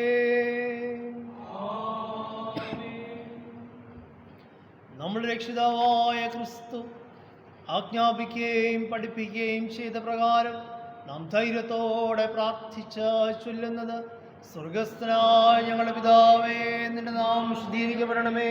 നിന്റെ രാജ്യം വരണമേ. നിന്റെ ഇഷ്ടം സ്വർഗ്ഗത്തിലെ പോലെ ഭൂമിയിലുമാകണമേ. ഞങ്ങൾക്ക് ആഹാരം തരണമേ. ഞങ്ങൾക്ക് ആവശ്യമിരിക്കുന്നതുപോലെ കടങ്ങളോട് ക്ഷമിക്കണമേ. ഞങ്ങളുടെ പരീക്ഷയിലേക്ക് ഇടതാതെ ഞങ്ങളെ രക്ഷിക്കണമേ. രാജ്യവും ശക്തിയും മഹത്വവും എന്നേക്കുമുള്ളതാകുന്നു. തിരുമേശയുടെ അനുഭവത്തിലേക്ക് അടുത്തു വരുന്നതിന് മുമ്പായി നമ്മെ തന്നെ ദൈവം ഭാഗ്യം വിനയപ്പെടുത്തിക്കൊണ്ട് താഴെയുള്ള പ്രാർത്ഥന നമുക്ക് ഒരുമിച്ച് ചേർന്ന് ചൊല്ലാം.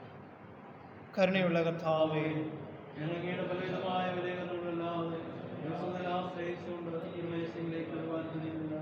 ഞങ്ങൾ മേശങ്ങളിൽ നപ്പലിപ്പോൾ പൂർവ്വം അനുഭവിക്കാൻ യോഗ്യതല്ല. അതുകൊണ്ട് കൃപയുള്ള കർത്താവേ, ഞങ്ങളുടെ പാവശ്യങ്ങളും ആത്മാക്കളും എൻ്റെ ഇഷ്ടപുത്രനായ യേശു ക്രിസ്തുവിൻ്റെ ഏറ്റവും വലിയ ശരീരത്താലും രക്തത്താലും ശുദ്ധീകരിക്കപ്പെടുവാനും ഞങ്ങളുടെ മാംസത്തെ ഭക്ഷിക്കുകയും രക്തത്തെ കുടിക്കുകയും ചെയ്യേണ്ടതിന് ഞങ്ങളുടെ കൃപ തരണമേ. ആമേൻ.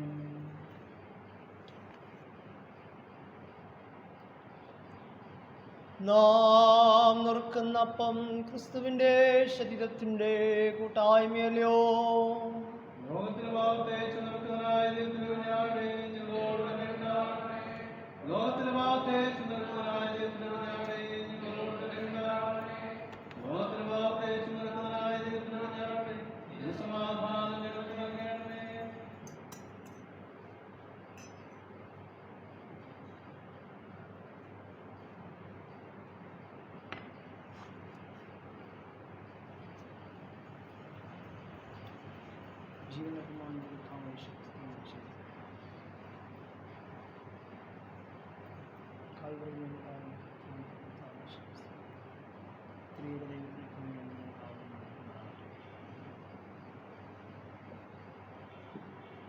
ജീവന്റെ അപ്പമാവും നമ്മുടെ കർത്താവായ യേശു ക്രിസ്തുവിൻ്റെ ശരീരം,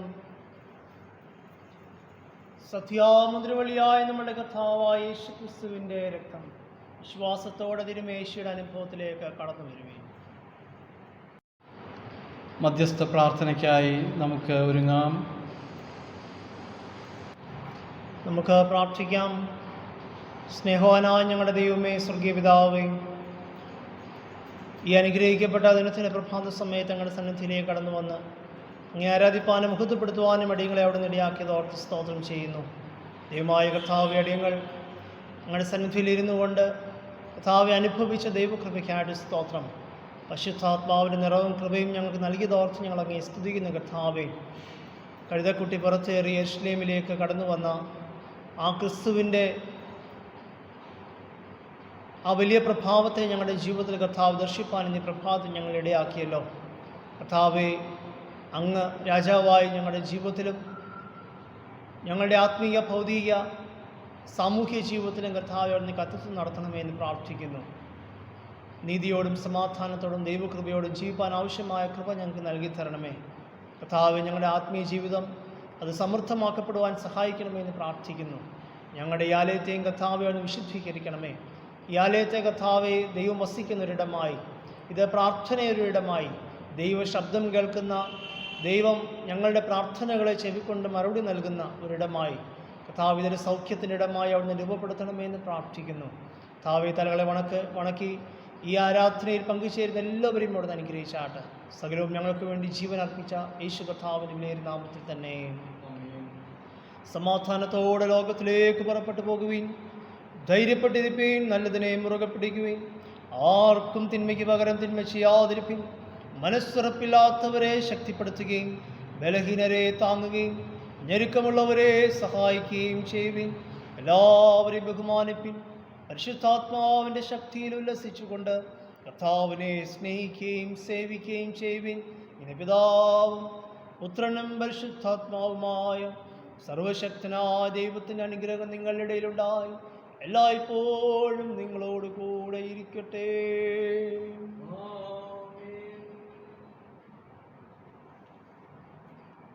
ഇന്നത്തെ ആരാധനയിൽ പങ്കുചേരുന്ന എല്ലാവരോടുമുള്ള പ്രത്യേകമായ നന്ദിയും സ്നേഹവും ഈ സമയത്ത് അറിയിക്കുന്നു. 1-2 അറിയിപ്പുകൾ നൽകുവാനായിട്ടുള്ളത്. നമ്മുടെ പള്ളം ബുക്കാനൻ ആശുപത്രിയിൽ കോവിഡ് വാക്സിനേഷൻ എടുക്കുന്നതിനുള്ള സെൻറ്റർ നാം ആരംഭിച്ചിട്ടുണ്ട്. 60 വയസ്സിന് മുകളിൽ ഉള്ളവർക്കാണ് ഇപ്പോൾ മുൻഗണനാക്രമത്തിൽ നാം നമ്മുടെ സേവനം ലഭ്യമാക്കുന്നത്. ഏപ്രിൽ മാസം 1-ാം തീയതി മുതൽ പത്രമാധ്യമങ്ങൾ അറിയുന്ന പ്രകാരം 45 വയസ്സിന് മുകളിലുള്ളവർക്കും കോവിഡ് വാക്സിനേഷനുള്ള ക്രമീകരണം ചെയ്തു വരുന്നു. ഈ കോവിഡ് വാക്സിനേഷൻ ആഗ്രഹിക്കുന്നവർ ഗവൺമെൻറ് സൈറ്റിൽ കയറി അതിൽ നിശ്ചയിച്ചിരിക്കുന്ന നിങ്ങൾക്ക് കോവിഡ് വാക്സിനേഷൻ നിങ്ങൾ എടുക്കുവാൻ ആഗ്രഹിക്കുന്ന കേന്ദ്രം എന്നുള്ളിടത്ത് BJM ഹോസ്പിറ്റൽ പള്ളം എന്ന് നിങ്ങൾ ഓപ്ഷൻ നൽകിയാൽ നിങ്ങൾക്ക് ഇവിടെ അതിനുള്ള ക്രമീകരണം നിങ്ങൾക്ക് ലഭിക്കുന്നതാണ് എന്ന് ഓർമ്മിപ്പിക്കുന്നു. അതുകൊണ്ട് നമ്മുടെ സഭാജനങ്ങൾ നിങ്ങളുടെ വീടിന് ചുറ്റുപാടുകളിലുമൊക്കെ ഉള്ളവരോട് ഈ ക്രമീകരണത്തെക്കുറിച്ച്, ഈ സൗകര്യത്തെക്കുറിച്ച് അറിയിക്കുകയും അതിനും ഈ സൗകര്യം പ്രയോജനപ്പെടുത്തുവാനായിട്ട് ആഹ്വാനം ചെയ്യുകയും ചെയ്യും. രണ്ടാമതായിട്ട് ഓർമ്മിപ്പിക്കുവാനായിട്ടുള്ളത് 2021 സാമ്പത്തിക വർഷം മാർച്ച് മാസം 31-ാം തീയതി അവസാനിക്കുകയാണ്. മാസവരി, പിടിയരി, ലേലം, ആദ്യഫലം, ഇതര മറ്റ് സഭാ വരുമാനങ്ങൾ കൊടുത്തു തീർക്കുവാനുള്ളവർ അത് മാർച്ച് മാസം 31-ാം തീയതിക്ക് മുൻപായിട്ട് കൊടുത്തു തീർക്കണം എന്ന് പ്രത്യേകമായിട്ട് ഓർമ്മിപ്പിക്കുന്നു. കുടിശ്ശികക്കാരാകാതെ കൃത്യമായ സമയത്തിനുള്ളിൽ എല്ലാ സഭാ വരുമാനങ്ങളും കൊടുത്തു തീർത്ത് റെസിപ്റ്റ് കൈപ്പറ്റണം എന്ന് സ്നേഹത്തോടെ ഓർമ്മിപ്പിക്കുന്നു. അതുപോലെ തന്നെ നമ്മുടെ പാരിഷ് ഹോളിൻ്റെ നിർമ്മാണ സമയത്ത് നിങ്ങൾ തന്നെ പ്രോമിസ് ചെയ്ത എമൗണ്ടുകൾ ഇനിയും കൊടുത്തു തീർക്കുവാനായിട്ട് കുറച്ച് പേരും കൂടെ ബാക്കിയുണ്ടെന്ന് ഞാൻ മനസ്സിലാക്കുന്നു. അതുകൊണ്ട് അതും കൊടുത്തു തീർക്കുവാനായിട്ട് പ്രോമിസ് ചെയ്തവർ കൊടുത്തു തീർക്കണം എന്ന് ഓർമ്മിപ്പിക്കുന്നു. മറ്റൊരു കാര്യം നിങ്ങളുടെ ശ്രദ്ധയിലേക്ക് പ്രത്യേകമായിട്ട് ഓർമ്മിപ്പിക്കുവാനായിട്ടുള്ളത് ഈ പാഷൻ വീക്കിലെ നമ്മുടെ ആരാധനകളെക്കുറിച്ചൊക്കെയാണ്. നമ്മുടെ ഈ വർഷത്തെ കൺവെൻഷൻ നമ്മുടെ പാഷൻ വീക്കിലെ ധ്യാനത്തോട് അനുബന്ധിച്ചാണ് നാം ക്രമീകരിച്ചിരിക്കുന്നത്. അതിന് പ്രകാരം തിങ്കൾ, ചൊവ്വ, ബുധൻ ദിവസങ്ങളിൽ 29, 30, 31 ദിവസങ്ങളിലാണ് നമ്മുടെ കൺവെൻഷൻ ക്രമീകരിച്ചിട്ടുള്ളത്. വൈകുന്നേരം 6:30 മണിക്ക് ഗാനശുശ്രൂഷയോടുകൂടി കൺവെൻഷൻ യോഗങ്ങൾ ആരംഭിക്കും. 8:30 വരെയായിരിക്കും കൺവെൻഷൻ നടത്തപ്പെടുന്നത് എന്നുള്ളത് ഓർമ്മിപ്പിക്കുന്നു. പ്രത്യേക പ്രസംഗ ക്രമീകരണവും നാം അതിന് ചെയ്തിട്ടുണ്ട്. നമ്മുടെ ദേവാലയത്തിൽ വെച്ച് നടത്തപ്പെടുന്ന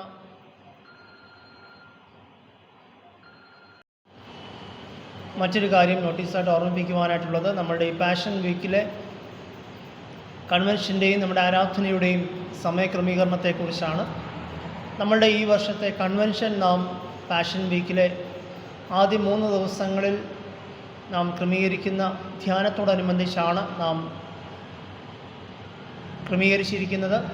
അതിന് പ്രകാരം മാർച്ച് മാസം 29, 30, 31 തിങ്കൾ, ചൊവ്വ, ബുധൻ ദിവസങ്ങളിൽ വൈകുന്നേരം 6:30 മണിക്ക് ഗാന ശുശ്രൂഷയോടുകൂടി നമ്മുടെ കൺവെൻഷൻ യോഗങ്ങൾ ആരംഭിക്കും. ദേവാലയത്തിൽ വെച്ചാണ് ഈ വർഷത്തെ നമ്മളുടെ കൺവെൻഷൻ ക്രമീകരിച്ചിരിക്കുന്നത്. പ്രത്യേക പ്രസംഗ ക്രമീകരണവും നാം ചെയ്തിട്ടുണ്ട്. അതിന് വിശദമായ നോട്ടീസ് നിങ്ങളുടെ എല്ലാവരുടെയും ഭവനങ്ങളിൽ ഇതിനോടകം എത്തിച്ചേർന്നിട്ടുണ്ട് എന്ന് ഞാൻ വിശ്വസിക്കുന്നു. അതുകൊണ്ട് പ്രാർത്ഥനയോടുകൂടി ഈ കൺവെൻഷൻ യോഗങ്ങളിൽ പങ്കെടുത്ത് അനുഗ്രഹം പ്രാപിക്കുവാനായിട്ട് പ്രത്യേകമായിട്ട് ആഹ്വാനം ചെയ്യുകയും ചെയ്യും.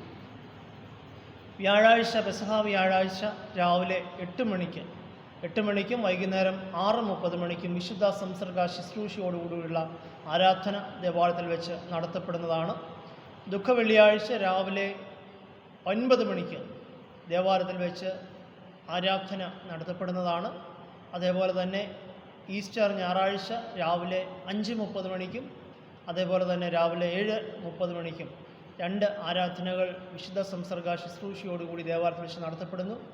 ഈ വിശുദ്ധ വാരത്തിലെ കൺവെൻഷൻ യോഗങ്ങളിലും ആരാധനകളിലും സഭാംഗങ്ങളുടെ എല്ലാവരുടെയും സജീവമായ സാന്നിധ്യം അഭ്യർത്ഥിക്കുകയും ചെയ്യുന്നു. കോവിഡിൻ്റെതായ പ്രത്യേക പശ്ചാത്തലത്തിൽ ആളുകളുടെ എണ്ണത്തിന് ക്രമീകരണങ്ങളുണ്ടെങ്കിലും നാം 2 ആരാധനകളായിട്ടാണ് ഇതൊക്കെയും ക്രമീകരിച്ചിരിക്കുന്നത്.